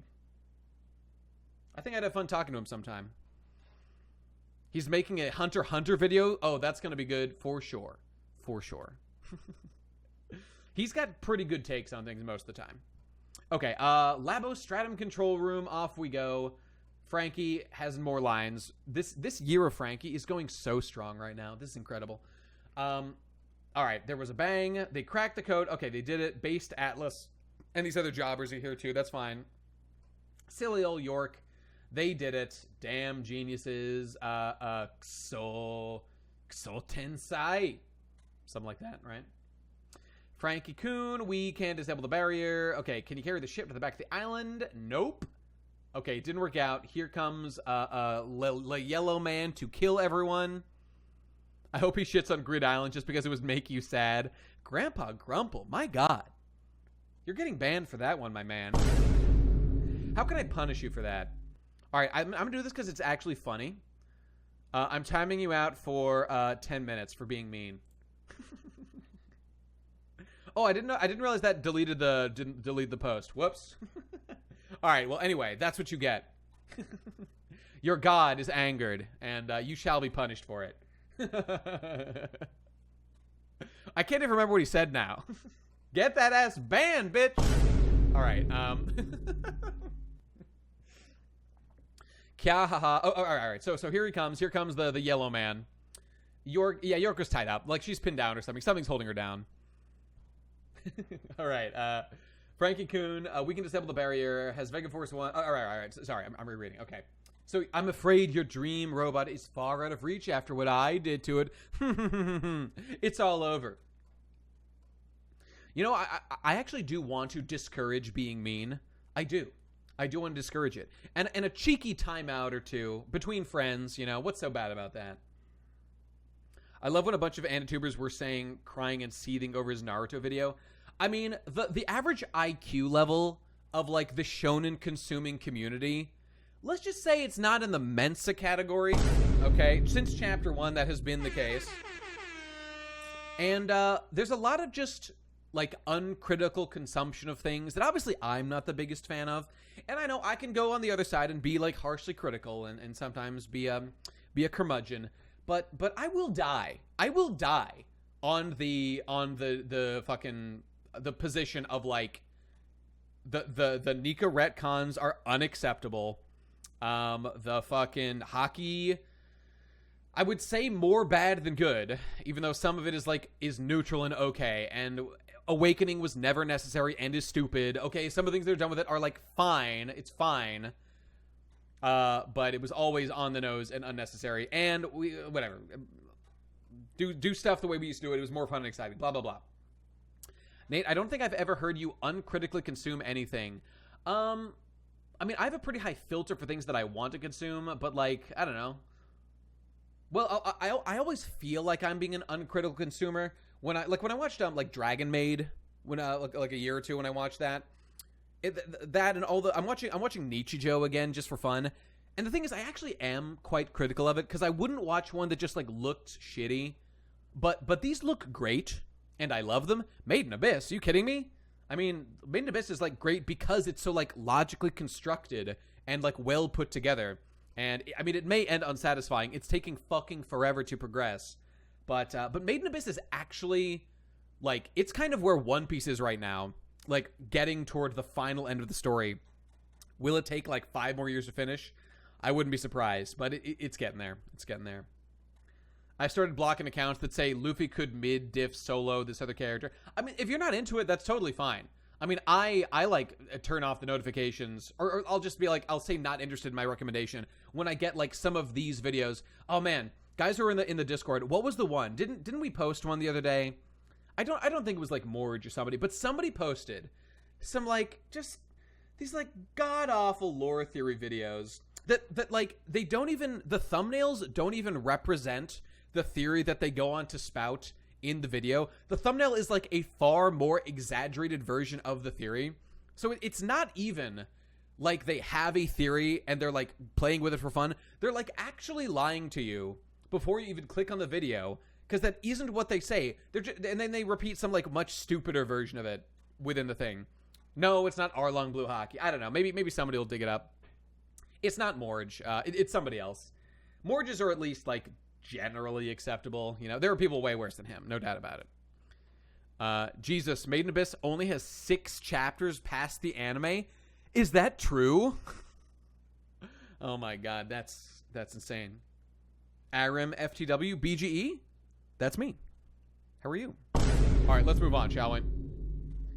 Morge did say that One Piece live action is better than most of East Blue. No. People have been saying that. That's not actually what he said. Morge, like on Twitter, so he had like some take that like the some of the organization of the way the story was put together, like he thought flowed better. He was not making a categorical statement that like the live action is, and that's not even me as like a live action hater or anything. He just really wasn't saying that it's like it's better, it's the way it was meant to be all along, simple as. That was not his point. So I'm ride or die for my boy Morge. Okay, we do not slander Morge in this chat, or you will get your ass banned. All right, that's my man. All right, anyway, what were we talking about? I heard the One Piece live action is actually okay. You gonna watch it? Because I'm not gonna watch it. I'm a big hater. I think it's stupid. I wish that time and energy hadn't been put into making it. I think you're basically gonna get a lot of like mid-wittery, or not even to insult people. A lot of people with like low investment will like watch it and say, oh, isn't this fun and stuff. Like people who watch it that love it like already read the series. So like I'm glad they're getting like a fun experience or whatever. I guess that's fine, but I don't care. Morge isn't gonna fuck me. That's what you say. That hasn't been confirmed yet. There's still time. I don't know. Anyway, I don't care, but I don't like it. I'm not watching it. Not for me. Not for me. Just like I don't watch the movies. I don't care about the spin-offs. I don't even watch the fucking anime. Although there are some moments of it that are worth watching. Yeah, it's not for me. I don't care. Other people are like it. I'm not going to lie to you. Other people seem to be liking it. People seem to like the references, and some people even say that there's like some way the story is tweaked that is like an improvement. Could be true. I don't care. It's not what I like. Simple as. All right. And there's no Uta. It was over before it began. All right, here we go. Kizaru, when did you... Oh my god, he teleported in, you guys. He's gonna kill us all. This isn't an easy mission for me, and I don't want to drag it out. Yeah, haha, that hurt. Ba-boom. Okay. Man. Okay, well, here he is. Here's your Nika man. Here comes the Nika man. And there he is. So everyone's doing the eye thing. Okay, I love that gag. It gets funnier every time. All right, it's fine. It's fine. It's not that bad. And he grabbed Kizaru, who is not sweating this. Okay, let's notice. Also, how the fuck did Luffy sneak up on this guy? Is what I want to know. I get, like, Nika be strong and shit, right? Okay, I guess. But, like, I guess he just got surprised, right? Luffy, no, don't put Kizaru in the glass jar. He's going in the glass jar. All right, let's go through this, and we'll come back and we'll analyze the Dorikis going on here, all right? Is this... I mean, it's a bit scuffed. I mean, yeah, it's true. Just kind of, like, typical, you know, scuffiness going on. To me, I look at this, and I'm like, this is not what One Piece would look like 10 years ago. It's simply not. Maybe it's the eye problems. It honestly could be the eye problems, but I don't know. It was a Thnickaman reference. Very true. I'm glad you got that, because even I, as I said it, kind of was wondering, like, what is this from, my brain? I don't know. Okay, there you are. That's a Homestar Runner reference, by the way, guys. Everyone watch Thnickaman? That's some good stuff. All right, Kore wa nan desu ka? You have some nerve knocking me all the way down there. Why is Luffy talking like that? You have some nerve. Why would Luffy ever fucking say that? You have some nerve? Huh? Okay, I'm going to criticize TCB. Where is this? Where is this? I'm Teal, buddy. It's over for you. You're getting hacked at this time. Luffy, unless it isn't actually Luffy talking right now, it's a certain other entity dwelling within the brain that formerly belonged to the man formerly known as Monkey D. Rufy. Headmate gods, it's happening. Okay, it's all coming together. I had to cross that barrier twice. I thought it was gonna kill me. Doom da doom doom doom. Cringes of liberation. Cringe. And now, okay, you know what? I think we've seen basically everything important in the chapter, right? I think we've seen it all. Okay, Nika's coming back. He's gonna fight Kizaru. We'll see who's stronger. Okay, obviously over 10 billion Dorikis are here. Will Kizaru beat him? Maybe. We'll see. He's sweating a little bit. I think mostly out of surprise. Okay, I don't know. He probably doesn't even know about Nika stuff, but he's gonna learn. But sorry guys. There's 2 more panels. I almost forgot. There's 2 more panels in this chapter. Okay, let's real quick turn our eyes. Okay, well, let's take a moment, and then we shall direct our attention to the lower left bottom of the screen and observe the final panels that I'm sure will not in any way affect the overall impression of this chapter. Okay, it's going to be a nice low-key experience consuming the content contained in these 2 panels. How much could Oda possibly fit in 2 little panels? I think barely anything. Let's now consume them. Here we go. Doom da da da. Boom boom. Bop ba doo bop. Boom beep. Bweem. An uncanny glint in its eyes. What did he mean by this? You know what I think? Okay, you know what must be going on here? The robot sensed the death of his brother robot and woke the fuck up and said, I'm killing that guy because he killed my boy. Castle in the Sky bros? A little bit. God, Castle in the Sky is so good. Okay, so we've got doom da dot dot. We've got the drums beating. You know, I've been thinking, do I hate the drums? The thing I hate about the drums, and maybe hate is a slightly strong word, it's all contained in the like retroactive foreshadowing of the like Skypiea stuff. The drum beat themselves of the heart is like fine. It's all the other things that annoy me, and the drums are like a kind of a dumb, super special voice. Like what the fuck is Nika? It's a god that Oda made up for this. Everything else is like based on something in reality, you know, except the based Noro beam. Noro particles, okay? I'll give him that one. Whatever, what can I say? Obviously, I'm not the biggest fan of Nika, so, it doesn't do much for me. Okay, let's read what Seb has to say here. All right, the man has takes on things. Seb says, our last cope is that the robot has awakened through something else. We've seen Marines arriving, and maybe the Gorosei guy, who is the god of technology, has a devil fruit which allowed it to awaken it, but the sound effect overlay, indeed, indicates otherwise. This is 90% a setup for ancient tech powered by Nika power. So in years to come, we might look back to this chapter as the beginning of a ruined peace. That is true, because up to this point, let's analyze real quick what we know definitively Nika is. Now, even the fact that Nika equals Joy Boy is technically sort of unconfirmed, because we get that plot point from Zoe hearing like the drums of liberation, or like, I don't know, maybe doing some hockey shit and like sensing Luffy as Luffy awakened as Nika or whatever, and thinking to itself like, their Joy Boy has returned or whatever. So that's where we get that. But like, it could be wrong. Like, it's probably not wrong. Okay, that probably just is what it is. It's probably not even worth like considering that deeply, that it's deeper than that. But it like theoretically could be, I guess. We do know that. What did the Goro say? No, wait. Or did the Gorosei say that like the power hadn't awoken for 800 years or whatever? I have to get all the lore straight again, because it's kind of technical exactly what was known. I'm just trying to remember now. The Gorosei said about Nika that like they had changed the name of it to the Gomu Gomu no Mi because they wanted to be erased from the history books or whatever, so no one would know that it exists. It had like eluded their capture for 8 gorillion years, blah blah blah. And then the Joy Boy awakening thing, like I think it was recognized as Joy Boy that same chapter in 1044, the moment it was all over. I think like Zunesha or Zoe, whatever, said like, Joy Boy has awakened, like that same chapter, right? Or it might even have been the chapter before. I don't know. So whatever. I'm going to assume the two things are connected. Okay, Joy Boy is Nika. That seems like a pretty fair assumption.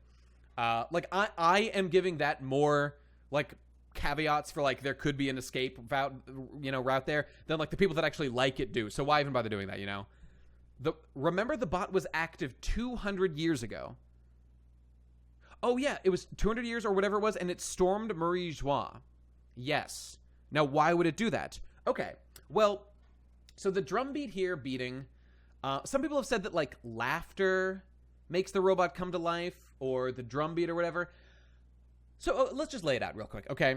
Maybe the drums of liberation are just a way to switch it on. I mean, but there's been no, as far as we know, this seems to be sort of one of those, like, let's just take it as fact. No one has awakened the Gumma Gumma to me in 800 years. So, like, the drums of liberation wouldn't be anywhere. And also, of course, important point here. Luffy already went Gear 5 this arc on this island, like, and he's also, like, not next to the robot right now. The robot's, like, far below them in a trash heap or whatever. Luffy is also not near him. Why would it wake up now but not then? Or, like, it could have woken up then also. We just didn't, like, point the camera at it when that was happening, you know? So, I don't know. Like, it's possible that it woke both times, or, like, Luffy is going bigger Nika right now. And it could be something else that woke it up.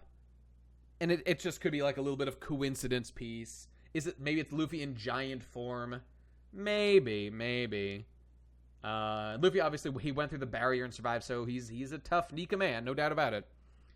Joy Boy Has Awakened was the chapter where Luffy woke up, but before we saw the form, back when people thought it was going to be the Sap Sapper, right, 1043, I believe. Okay, but those things are obviously connected, so we can infer the connection there. It might have needed the second Nika transformation to confirm it's actually Nika. I mean, I guess, man. Do we know why he can grow? Well, that's like asking, like, why can Luffy grab lightning? Why can he turn the... Because he can just, like, do anything now. And, of course, like, Luffy, you can imagine a stretchy guy could just, like, grow himself bigger, you know? That's easy for me to imagine that. Nate, is there a chance one of the Blackbeard pirates woke it up? Man, I don't know. No? Because they're not here? I don't know, fucking maybe. Maybe Invisible Man is here. Giant Straw Hat Marie Joie. Luffy is Giant Joy Boy now. Straw Hat is Joy Boy's confirmed. I mean, that could be the case. I don't think Oda is, like, doing the whole Luffy Giant thing for no reason. I think he is kind of doing something with it. So, we'll see. Yeah, I don't know. Do I have anything else to say? He is Jake the Dog now. Which, by the way, I will point out again that the Jake the Dog powers, the Mr. Fantastic powers, are so much more boring than Luffy's old style of combat. Or at least I'll say I really liked and was attracted to the very limited style of stretching that Luffy did in the past. That he had to generate momentum and, like that really all worked for like the old days. And the fact that it's now just like stretch and do anything is actually less interesting. It's like, I mean, I think a lot about Matthew Matos's video. Meta microgames or whatever it is, the one about meta stuff, where he said a great line that's like, so an actor in a movie or on stage or whatever, they spend their time disciplining themselves and practicing to not look into the camera when they're performing. They must not do that because that breaks the illusion and is a lack of discipline. Excuse me. But for then like some super genius, modern or postmodern or whatever it is, like artist visionary comes along and says, I will look into the camera, subverting the thing. Like, okay, maybe he's making some amazing thing. Okay, also possible, they're just being really lazy. And it's actually much less interesting because at that point you're kind of losing. What is the point of telling a story? It's not to, like, do meta shit all the time. It's to, like, as Aristotle said, like, speak truth of whatever form to, like, the human experience or whatever, you know? So, yeah, like, looking into the camera, it doesn't, like, make the story better. It could be a specific type of story. That's possible, but that story type can be overdone, and we've sure got a lot of meta shit going on these days. So I feel that Gear 4th being like, we'll just make him Mr. Fantastic now, or whatever it is sort of Oda, like, he's giving into that, like, meta thing of, like, yeah, let's do it. Now, again, I get it. It is a sort of natural progression for Luffy's abilities. I do get it. That being said, I like it less than the old style. Okay, we're past that. Oh, I know. A friend of mine tried to convince me that Luffy never had a shitty power. That was funny. That the cope on that, I mean, that's a common talking point you hear about this, especially when you talk about how, like, you know, like Nika is like a big change to his powers or whatever. Yeah, that is one of the pillars of cope beneath like Nika and like a lot of, you know, Oda One Piece like defense stuff. And it's not like it's bad, you know, but there are things to criticize. Yeah, it was a shitty power. That's why it was cool. Okay, no further explanation needed. Luffy made it good because Luffy has literal super strength. You know who else has super strength? Garp. That's why he's strong. Like, Luffy has that, and then like a shitty devil fruit that he makes good sometimes. It's arguable Luffy could have been better off without it. Okay, anyway. Oda stopped reading Aristotle and started reading Mediocrities. Rip. Luffy's power was shit, is the cope. Luffy never had a shitty power. Alvida's power is being slippery. Molotov, are you out of your goddamn mind right now? You're on the Luffy. What are you saying? It's not that Luffy's power was like total shit with no upside. It does have some usages, that's true, but like Luffy had to draw that out of it. It was not a very good power at first. Unlike fucking Eneru, there's a good power. Or like, I don't know, even Buggy's power had like utility day one. Luffy's did not. Okay, but we're not going to go into this deeper. Okay, we're going to move along, shall we? All right, I will end this point of discussion about the robot waking up, okay, by saying Brook, well, no, I mean, Brook's power was sort of good from the beginning because he seemed to know, or at least have a strong inclination, that it would be eventually he would get revived if he died. So that could have informed his life in all kinds of ways and helped him out. Obviously, yes, his power didn't actually do anything until he died, you know? God, now Brook right there, with I believe it's the Yomi Yomi no Mi, now there is that Oda creativity that I love. Oh my god. A fucking skeleton man, or a fucking gentleman skeleton, trapped on a ship for 50 years. The Laboon stuff, musician stuff, is obviously all massive Kino, okay? I don't know, like, sure, if he did it again, like, more things could have been foreshadowed. Bink Sake could have been introduced earlier in the narrative. But I also feel like when you remake One Piece in, like, live action or whatever, and you slip in Bink Sake early, it gives the impression that, like, that was, like, intended to be part of the story at that time, and that's not the case. And it feels like a lie is going on, and I don't like it. Anyway, I don't like it for a lot of reasons. The Jockey is obviously the best fruit. That's true. Anyway, whatever. We're talking about all kind of stuff. But Nate, where do you draw that line? I'll tell you where I draw that line very carefully and subjectively. And things can change because it's obviously a matter of opinion. Gear 4th was a natural extensive, but Gear 5 is pushing it too far. Well, no, Gear 4 is the natural extension of Haki being introduced into the series. Like, Luffy just gets some sort of Haki thing, and it was that. Like, Gear 4th doesn't even really make sense. Like, what is going on there? I don't know. Like, was Haki even necessary for Gear 4 to exist? No. The answer to that question is no, it's not. But, like, it was just the thing that Oda came up with to incorporate this new power, and that's fine. Like, Luffy does that as, like, main character. He's gonna get that kind of stuff. Yeah, you know what I'm saying? I think it was intentional, Nate. The first crew member that Luffy mentioned was a musician. I don't know, what do you mean?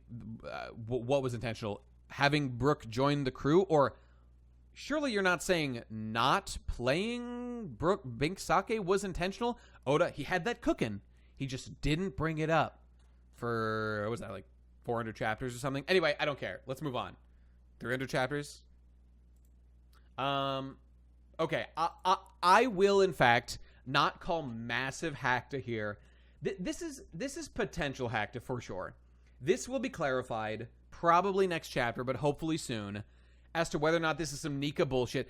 It's true. As Seb said before, we could look back on this potentially as like, I mean, look, ruined peace. When did it begin? If like the Nika bullshit all goes blah blah blah. I mean, I guess you'd say during the like during the Jinbei Who's Who fight when like Nika is first brought up or whatever. But yeah, you could obviously pin it on like when Luffy wakes up as Nika. That could be the moment. I guess I would probably start it with like the Jinbei who's who moment, you know. That's the second time the robot has shown up. Yeah, but how did the robot get up 200 years ago, you know? I mean, it just could be that the Nika thing shares a power source or whatever with whatever woke up the robot last time, you know? I don't know, we'll see. My favorite Nika cope, he planned it from chapter 1, but didn't even mention him till 10 chapters before he was introduced. Yeah, that shows how Nika was well planned out. I don't know, it's just insane. It's just anyone who thinks that seriously is just not being real. Yeah, I do happen to recall seeing this robot in a little thing called Chapter 1. You got me there. Okay, so I'm going to put this a little bit on we wait and see. Okay, this will be clarified. But let me just, you know, clarify one more time. It's entirely possible that, like, the Nika shit, the drums, it does seem to imply a connection here. Like, that is not a coincidence, you know? However, it could be that there's sort of like multiple power sources, all right? Which means that Nika isn't like the one and only god that fueled the ancient world. Oh, okay, but what if there's multiple power sources, but like they still used Nika to do whatever ancient robot stuff they did before because it was just like a really, really good source of whatever that is. You know what I'm saying? And like it does kind of feel like that is what, this arc is building to, and what, you know, like what is visibly right now on the screen fueling this. So I'm kind of talking myself into thinking this is gonna be Nika related, and now let's just think that through. Let's assume there's a Nika connection. If that's true, that means there's probably ancient kingdom lore with Nika. And I mean, I think we didn't like know that for sure, but that was one of the things that we speculated on. Obviously, Joy Boy and stuff is going to be involved with the Void Century and all that stuff, and like all that is fine. All that is fine. It's the way that like Luffy is tied in, and it's like the fruit again. Oda, holy shit, the Nika chapter 1044 was just unreal. Oda chose to include that utterly embarrassing line, and I guess he felt like he had to excuse it somehow. Like the fruits sort of have a will to avoid who they get captured by, which imply that they have a will who they choose to get eaten by. So you're backing yourself into destiny like corner, Oda. Simply don't bring that up. Let it be a coincidence. That is so much more acceptable, you know. This might be the beginning of ruined peace, says Seb. Vegapunk was trying to awaken the ancient robot, but lacked the ancient energy source, indeed. It's likely that it's Nika energy. Joy Boy left something from the ancient kingdom in Laugh Tale, and Roger was unfit to use it. The One Piece might require Nika energy. Just imagine if that totally sober potential reality comes to be true. And that what Roger laughs about is just that he did not have the legendary. And I remind you, people, as those of us, when Nika came out and we were like, oh my god, this it could literally be over from this point on. Many of us said like, no, it's not going to be like that. That is not going to be the case. That when Oda or when Luffy gets there, that Roger couldn't use it because of like Nika. That's not good. But what if that is the case? Will we then retroactively go back and apologize and kneel and say, we were wrong, that actually was bad? Well, here's the thing. What annoys me, as a longtime reader, what annoys me about that is that none of them will do that. They will just be like, no, this was fun and good. I liked it the whole time. Because they're not thinking about how those later things affect the story in retrospect and on reread and whatnot. So, don't do that, okay? Now, it's not all confirmed. It's not. Yeah, we will all kill MS. Keep myself safe. Yes, indeed. It would be devastating, but we'll find out. And frankly, I think it's reasonably likely. I'll give it a percentage of my current thinking of what percentage is that we get like that kind of ending, that Nika is like necessary and involved. I will give that. Do I want to go over 10%? I guess I'll just call it 15%. And I might be lowballing it. No, I'm going up to 20. I'm going to go up to 20%, and it might be higher than that. I'm going to 20%, and I'll tell you why that number is low. Because I have faith, and maybe it's misplaced, but I do believe that Oda would not like undermine the core values of his story to that degree. And I may be totally wrong about that, but that is what I hope and cope for. So we will see. I still feel like Luffy getting a transformation like this was a strange move. I couldn't agree more. I am not the biggest fan of it, as you may have heard. That being said, the powers are like largely okay, so I don't know. We'll see. We'll see. And we're done. We're done reading the chapter through. 1 second. Okay, all right. We have gotten through, and it is what it is. Are there any juicy memes? My loyal Xbox 360 booting up still after over 13 years together.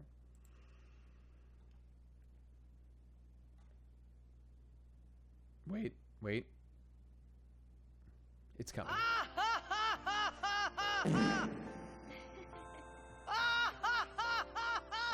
And there's a guy that's a little bit based.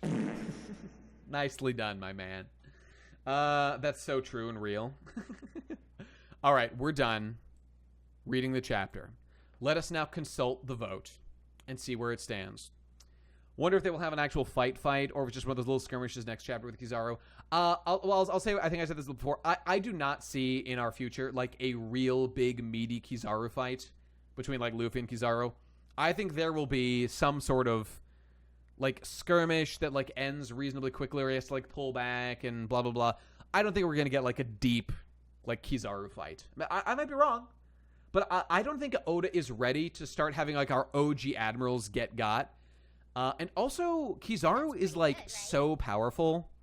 I still don't understand how Luffy could possibly beat him. He's insanely strong. It is utterly madness. But we will find out. I hope we don't just skip it like the Seraphim fight. Yeah, I mean, God, fucking speed piece, man. I didn't ask for this. And somebody donated or something. Let me see there. That was Black Hat has subbed tier 1. Hey. Thank you, Baxter. TYB to you, my man. All right. Let's check the vote. Nate, Luffy is literally a god. Man, and people are coping about that too. And I mean, even I'm like, oh, is it like literal? I mean, is it kind of like metaphor? I don't know. Like, he's the one who keeps bringing up what a god it is. All right. Let's check the vote, shall we? 78% Goda. Jackal with 101,000 bits in. And 50K from Ambassador Blanca, a lowly 22% Hacta. Which will it be? We shall see. Wait. What are people saying? Honestly, I think that skip shit sucked ass. I mean, I agree, because we just didn't do anything to resolve that plot line. We just were past it, and we're done with that now.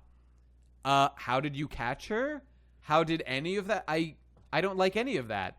It's just like, there was a cool setup. I like York. I wanted like York stuff, and then we're just past it. Maybe we'll get more, but why not like do it when it would make sense for the plot, for like the thing that you set up? It doesn't look good. We were just cut back to it, and we were done with that narrative. But why though? It's like skipping the good part of the Zoro fight. We skipped the best part of it, goddammit, against King.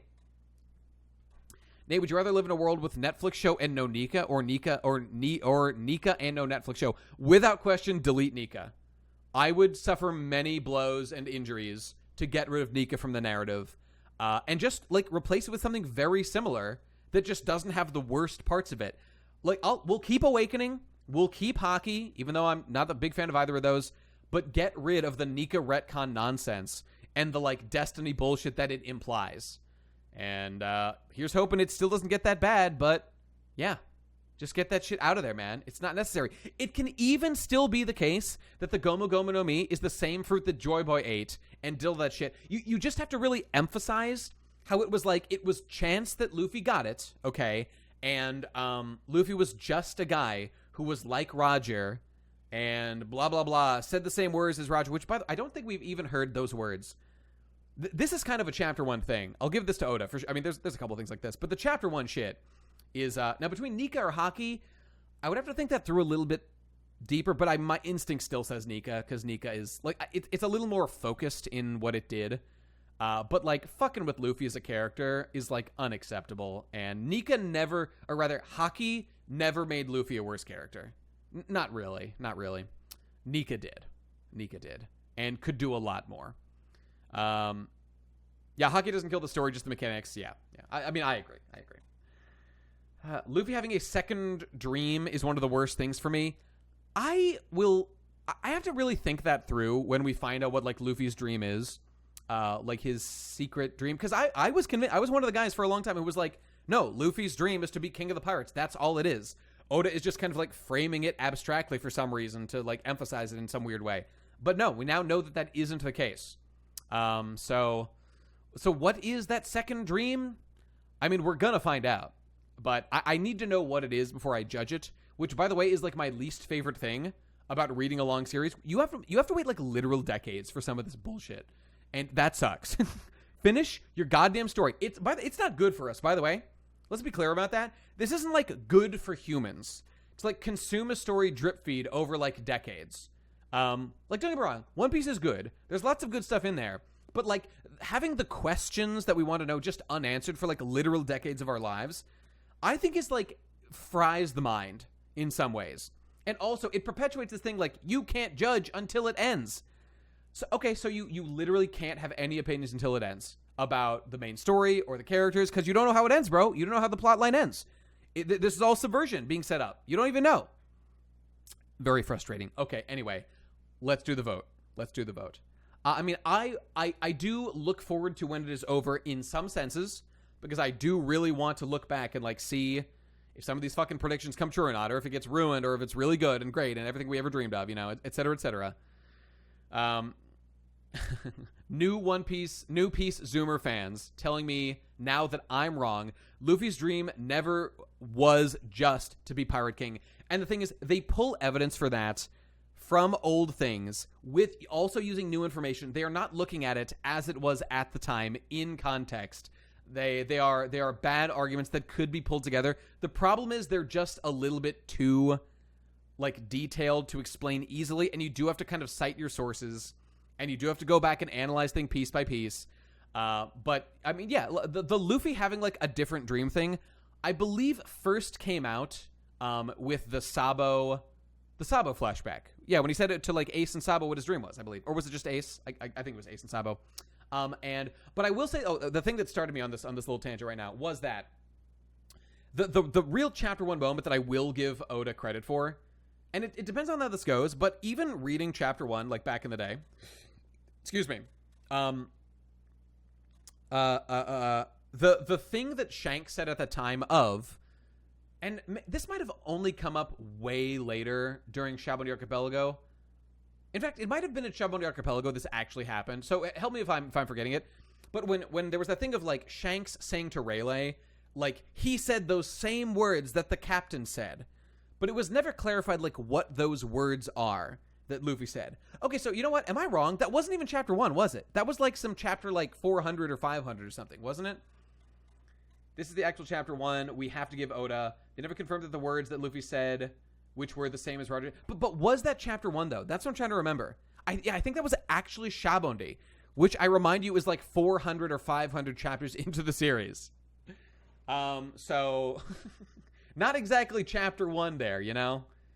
Let's not give the man too much credit, but still. Like, that plot element I don't really hate. I think that one's fine. Nate, can you click on that photo to read gaming news? Sorry, guys. I got to read the gaming news real quick. I'll be back in a minute. Mustin, what did he say? It's annoying to debate semantics, but is there a difference between Luffy having 2 dreams or a secret dream versus Luffy's dream is to be king of the pirates because he wants to do something specific that he has to be the most free in order to do it? I mean, I think it is reasonable to debate or to like analyze what he means by this. Well, so I mean, it is conclusive now, or no, it is obviously conclusive based on the reactions of everyone. Luffy has another specific dream that is beyond being Pirate King that I find a little bit cringe, and I do not love it. But do I really hate it that much? No, not really. It's building to something. It probably involves being, I mean, I think somebody implied, like, you'd have to be the freest man in the world to pull that off, or whatever it was, implying, like, okay, this is why a guy might want to be Pirate King. And when we learn what that dream is, we can analyze if it was good or if it was bad or if it was well planned or not. But, you know, that one, I like, don't hate it. I think it could turn out to be stupid, but, you know. The words were, "You aren't a real man." Luffy said it because Shanks wouldn't fight the bandits. Roger said it because he's mean. So true. All right. Let's wrap up, shall we? I think it's cool because it ties the inherited will of Roger to them for having the same dream, and it wouldn't make sense for Roger's dream to have been just become Pirate King. I mean, that's true. That's true. But Roger seemed to know some of the bigger stuff going on. Luffy doesn't. Luffy seems to care about stuff. Luffy is much younger, obviously, than Roger seemed to. Like, sure, Roger was like a free spirit guy, but he was also older and like wanted like, well, I guess he wanted kids because he was like gonna die soon and stuff. You know, I don't know. But I guess what Chernobite is saying of giving your protagonist another motivation 1,000 plus chapters in rubs me the wrong way. That is fair. That is fair. Oh, hang on. I'll read that in 1 second, Himlad. It is kind of about how you do it. If it turns out to, like, fit like a glove and we all say, like, that's great, then it'll be like, okay, that wasn't so bad. If, however, it's kind of one of those situations where it's like, maybe it changes something about Luffy retroactively in, like, a way that doesn't feel like it was true to the character as he was envisioned and, you know, operated for a long time, or it adds some dumb context or like some Destiny lore or something that like doesn't, then we can be like, well, what the fuck, man. Unfortunately, with Oda's goddamn writing, you kind of do have to wait. But I agree with you. My inherent thing is to be like, I don't like, why wasn't this mentioned? Oh, Luffy had this like secret dream all along. I've always hated, like, you can't call it like out of character because Luffy's been doing this bullshit the whole time. But yeah, it's true. Oda has been writing Luffy to, like, not say very obvious information that he should say since fucking chapter 1.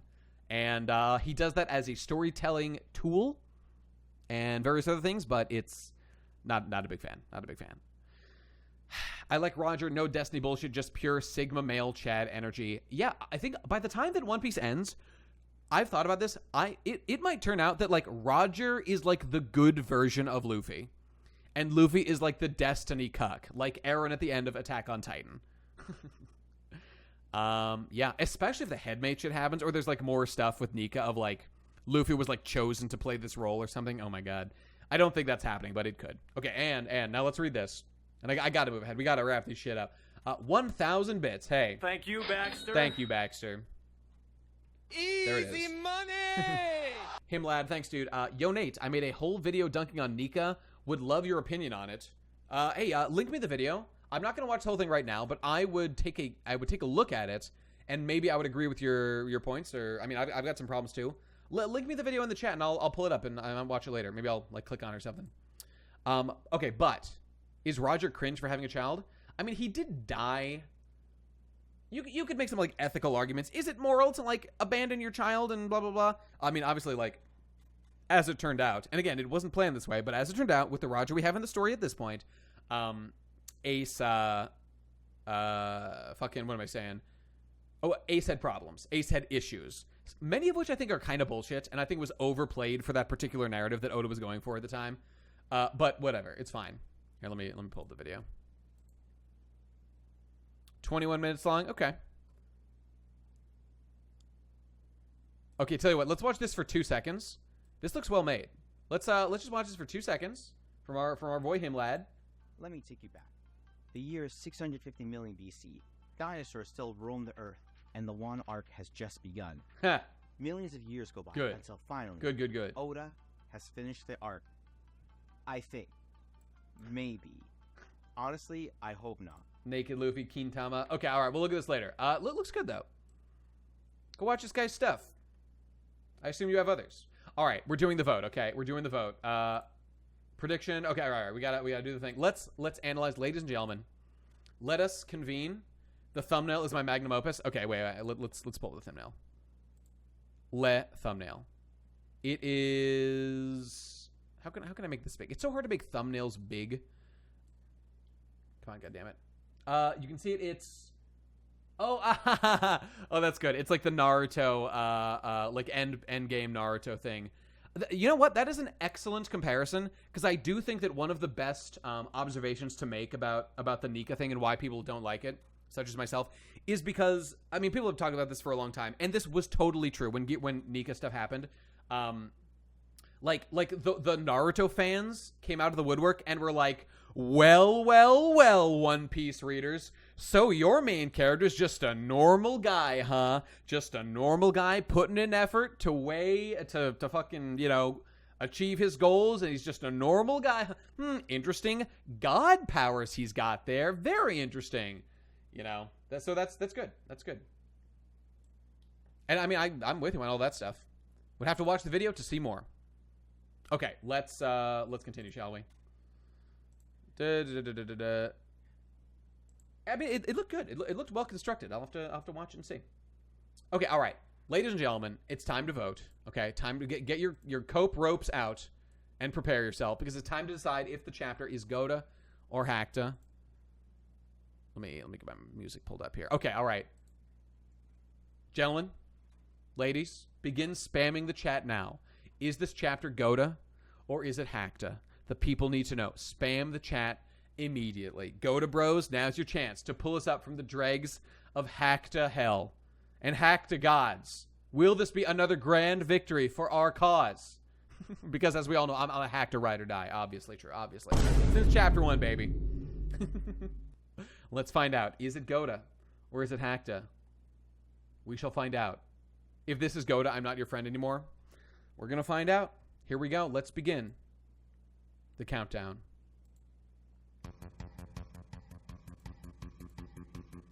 Here we go. All right. Kuma on screen. You hate to see that. That's never a good start. No notes. TCB. We're getting fully hacked on now. Kuma. He's looking rough, but he's doing good out there. All right, he's fighting. Where are the Holy Knights classic Hakta? Has there been a single Goda yet in this chapter? I don't think so. Wait a minute. Speaking of Goda. Okay, now actually this, let me just pull up this artwork right here. No. This is actually a good comparison for how the guy's face looks. Ignore this. Okay, ignore this. Compare that to this. It's some scuff piece. Okay, scuff piece, simple as. That's Hakta. Knight gets stepped on, 10 ruby toe. Did you know that slavery was bad, actually? Oda has the courage to say so. But he's doing stuff. This plotline is not bad. Okay, this Kuma stuff is fine. I don't mind that we're skipping around. That's okay. My man is back. He's fighting. He's glooping and glopping. Yo, it's pretty good. It's pretty good, man, to see the Magma Boy out here glooping and glopping it up like he did since chapter 1 in a mind. Okay, we're face burns. We're killing Kuma. I love to see Kuma die. That's great. He's burning him up. Lava Man. He is finally on his feet. Okay, yes, this is a big release of tension a little bit. Do I wish there was more? Yes, I do, but it makes sense. It's not that bad. Okay, where are the Holy Knights? I don't know. Slight flashback. The context. Okay, that's fine. We're getting gooped. Okay, Bonnie's about to get gooped right here. He gave her the old magma insertion. You know what I'm talking about. Sexual activity. That's what I'm talking about. Okay, off he goes. He gooped his leg, but he still got away. So a bit of an L for Sakazuki. That is Hakta, no doubt about it. But his appearance at all was Goda? Do we have a mid-deciding? The science says no. Okay, we move on. The ships, the lasers, the blast. These guys, they're fine. The Marines are touching down. The battle is happening. Snake Man is on screen for some reason. Okay, Kizaru is dabbing on him, as I feel is appropriate. But Luffy's putting up an okay fight right now. Not too bad. Kizaru is, I guess, really, really powerful and good and fast. That all makes sense to me. Okay, not bad. Now, this I really like. Him zipping far away and then blasting him with light. Holy shit, this guy is so OP. I want to see more from this guy. And he accelerates, and he goes zoom, and bonk. He blasts him away. Okay. And then Robo Boy, instant death. Okay, you know what? Things are going. The events that are happening here are forward motion in the story. I like all of that. That's good. Where's the cock? I don't know. If it's not Nika, why bother? That's what I say. Snake, Nika. Sneaka. Be cringe. Bring him out. Okay, Luffy is dead. That's oh, you're a Frankie? Going strong? Okay, I'll give you a goat on that one. Oh, excuse me. The ship. Lilith is cute. Frankie again. Everyone's dying. Everyone's being deceased. Kizaru is looking like a monkey, but he's here to kill Bonnie. Bonnie looks nice. Okay, she didn't attack, but I don't understand, but that's fine. He kicked her too. She looks cute. I like that. Frankie bros. Okay, go to bros. It's happening. Laser blasts are not happening. Oh, Bonnie got kicked into the laser. Is she dead? Bonnie's dead. Okay, rest in peace. Actually, I kind of want to check at the end if we see that she's with Luffy or not. What the fuck is that, man? Did Bonnie get kicked into the laser? How's she gonna live? I don't know. Okay, moving on. They hacked the mainframe. Okay, the York plotline, I'm reminded, didn't really have a satisfying conclusion, but they got her, and hooray, we did it, yay. Vegapunk is about to get murdered. Here comes Kizaru. He's doing stuff. He's in the base. I like the speed with which he's suddenly in here and killing everyone. He is incredibly deadly, and I like that stuff, and it's over. Frankie is deceased. Your Frankie's over, and it's the Nika man. I do not see Bonnie, so... Wait, is that Bonnie? No, that's Nami. Okay, I don't know where Bonnie is. It's fine. She's probably dead. Big old Nika man is coming in there. You knocked me down, and then I'm back up, and then we have the robot finale. Yes, indeed. Yes, indeed. And with that, we must make our final decision. Is it Goda or is it Hakta? I'm not gonna lie. This is sort of close. However... Oh, God. Easy No, money. no. I meant to say... I'm the Joker, baby.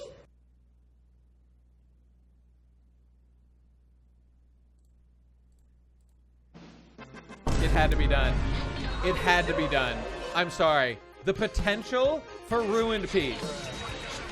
The potential is off the charts, okay? I'm not saying it's confirmed. I'm not saying it's all ruined. The robot was obviously the main tipping point, because a lot of what happened in the chapter was not too bad. Worse than last chapter? I don't know. I don't know, man. All I can say is the robot shit has me real nervous. That was, you know, it was kind of close. It was kind of close, and I'll tell you why. Obviously, we already went over it, but it's not confirmed. It's not confirmed, but I can feel the specter of Hakta. I can feel the specter, and I get fear. And when I feel fear in my heart, I just feel that's a case for Hakta. What can you say? Now let's review who got obliterated. It was 78% Goda, and I agree. Akainu was up. He was, oh, Jackal, buddy, I'm so sorry. I'm the Joker, baby. Just kidding. Shut up, bitch! Easy money. Always been on Hakta, baby. Jackal, I'm so sorry. All your money has been lost. And it was all won by Ambassador Blanca. Congratulations. Nicely done. 365. Oh, one for every day of the year. Absolutely brutal. Common Hakta W. Nate, if that robot doesn't end up being Hakta, I am going to be pissed over my bits. Look, I'm not going to lie. This was not like a shitty chapter, okay? It wasn't shitty. Like, sure, Nika was there. I hate Nika, whatever. It was pretty good. I liked a lot. Like, this stuff was cool. You know, I like all this. Look, we all know the system isn't that serious, all right? It's not that serious, right? But Akainu was cool. The Kuma stuff was good. There's forward motion in the story. All those things I like, even though we're dealing with scuff piece. We're dealing with rushed piece. Okay, there's definitely a little bit of that going on as well. But that's fine. It's not that bad. The Snake Man stuff is fine. The battle stuff is okay. It really all comes down to, like, just a few things being quite strong. And I will say potential Hakta, you know? And this was obviously what it was mostly about. We will see. We will see. I'm so sorry, everyone, that lost your bits. Rest in peace. Congratulations again, Ambassador Blanca and all of you. Let's not mold too hard. Although I know your family will starve to death now that you do not have your precious buckaroo bits, the only currency that is accepted by the world government. Forgive me, everyone. No, this isn't serious. I need my opinion fed to me. Now I have to tell everyone the chapter is bad. That's correct. That's how it works. It's not a perfect system, but it works, you know. Easiest Hakta of my life. See, Sebnu, a fellow Nika Malder. Nika recognized Nika. Mauld recognized Maul. Mauld recognize Mauld. Shut up, bitch! Since chapter 1. Everyone, just go on Buckaroo stamps until next time, okay? All right, that's it, everybody. I'm going to wrap up right now because my throat hurts, and I'm going to go do a snooze and have a good night. Let's just leave. But again, a reminder, I'm not malding. I am not owned, okay? All right, I am not owned. And by the way, I will say that this meme was put together by, oh God, I forget which one. It's this spooky looking Ace individual, which is a very cool design. Ace at the beginning. Who's that in the chat? You know, this whole sequence of memes is, I mean, I don't like that I mean, the Nika stuff, I mean, obviously I just like, we had all these conversations. Like, I think about Nika way more, and I get more mad about it than other people who are like, it's fun, don't think about it that hard. You can do that, that's fine. But, like, the evolution of this meme is absolutely incredible. These two guys, and then they added another one, and then they fucking added, where'd it go? Over here. And then it became this in the end. Yo, rest in peace, Stinky. The true sun god, after all. I'm acking, it's over for me. Nika is actually good. I have to admit it. You know, I'm wrong about everything. I see people being like, "Yo, dude, add me to the dance." These were in the Discord, yeah. But he just can't be stopped, man. This man, he's simply too powerful. All right. You know, maybe it's time to bring Stinky back. I do not believe in permanent bans, and maybe it's been months. Maybe it is time to bring Stinky back. And just people have said that he's reformed his behavior. I literally do not believe in permanent bans. I think there should be long bans when someone is a repeat offender, and Stinky is one of those guys. I mean, he's the only one, actually, who's needed to be, at least for long. Maybe we will do that. I could sort of see at this point, see how it goes. Hit me up in the chat, you know? We'll see. All right. The Talking Pirate server is turning into a Talking Baki server, I know. And they need to be crushed under our boot heels. Stinky's been posting things that you should not be posting in a That's pretty good, right? in a One Piece server for sure. Hey, Grandpa Grunkle, thanks for sneaking that in, buddy. Thank you, Baxter. All I see is a Japanese learning Discord. Oh man, I fucking love that. That Japanese learning thing is great. Yo, shout out to my man Based. We're doing great things in there, man. I'm gonna ace that N5 exam. It's gonna be good. All right, I'm out here, everybody. I'll see you next week. Hey, and last point, I think I didn't even mention. There is a chapter next week, right? There's no sign of it. No sign of it stopping, right? Looking forward to it. By the way, I will mention, speaking of Talking Baki, just for fun, because I was curious who Pickle was. I heard that name and I was like, who the fuck is Pickle? It sounds stupid. But I just like clicked on a chapter in Baki, one of the like, what are they, like fucking 10 different manga series. I read a few chapters of Baki, like around Pickle, and I was like, this is pretty cool. This is pretty good. I like what I'm seeing here. But it like wasn't the beginning, so I need to like go back or like figure it out sometime.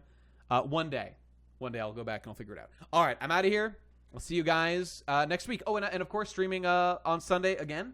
Playing Outer Wilds. It's going to be a good time. All right, I'll see you guys in 2 days or a week or whatever. Bye-bye.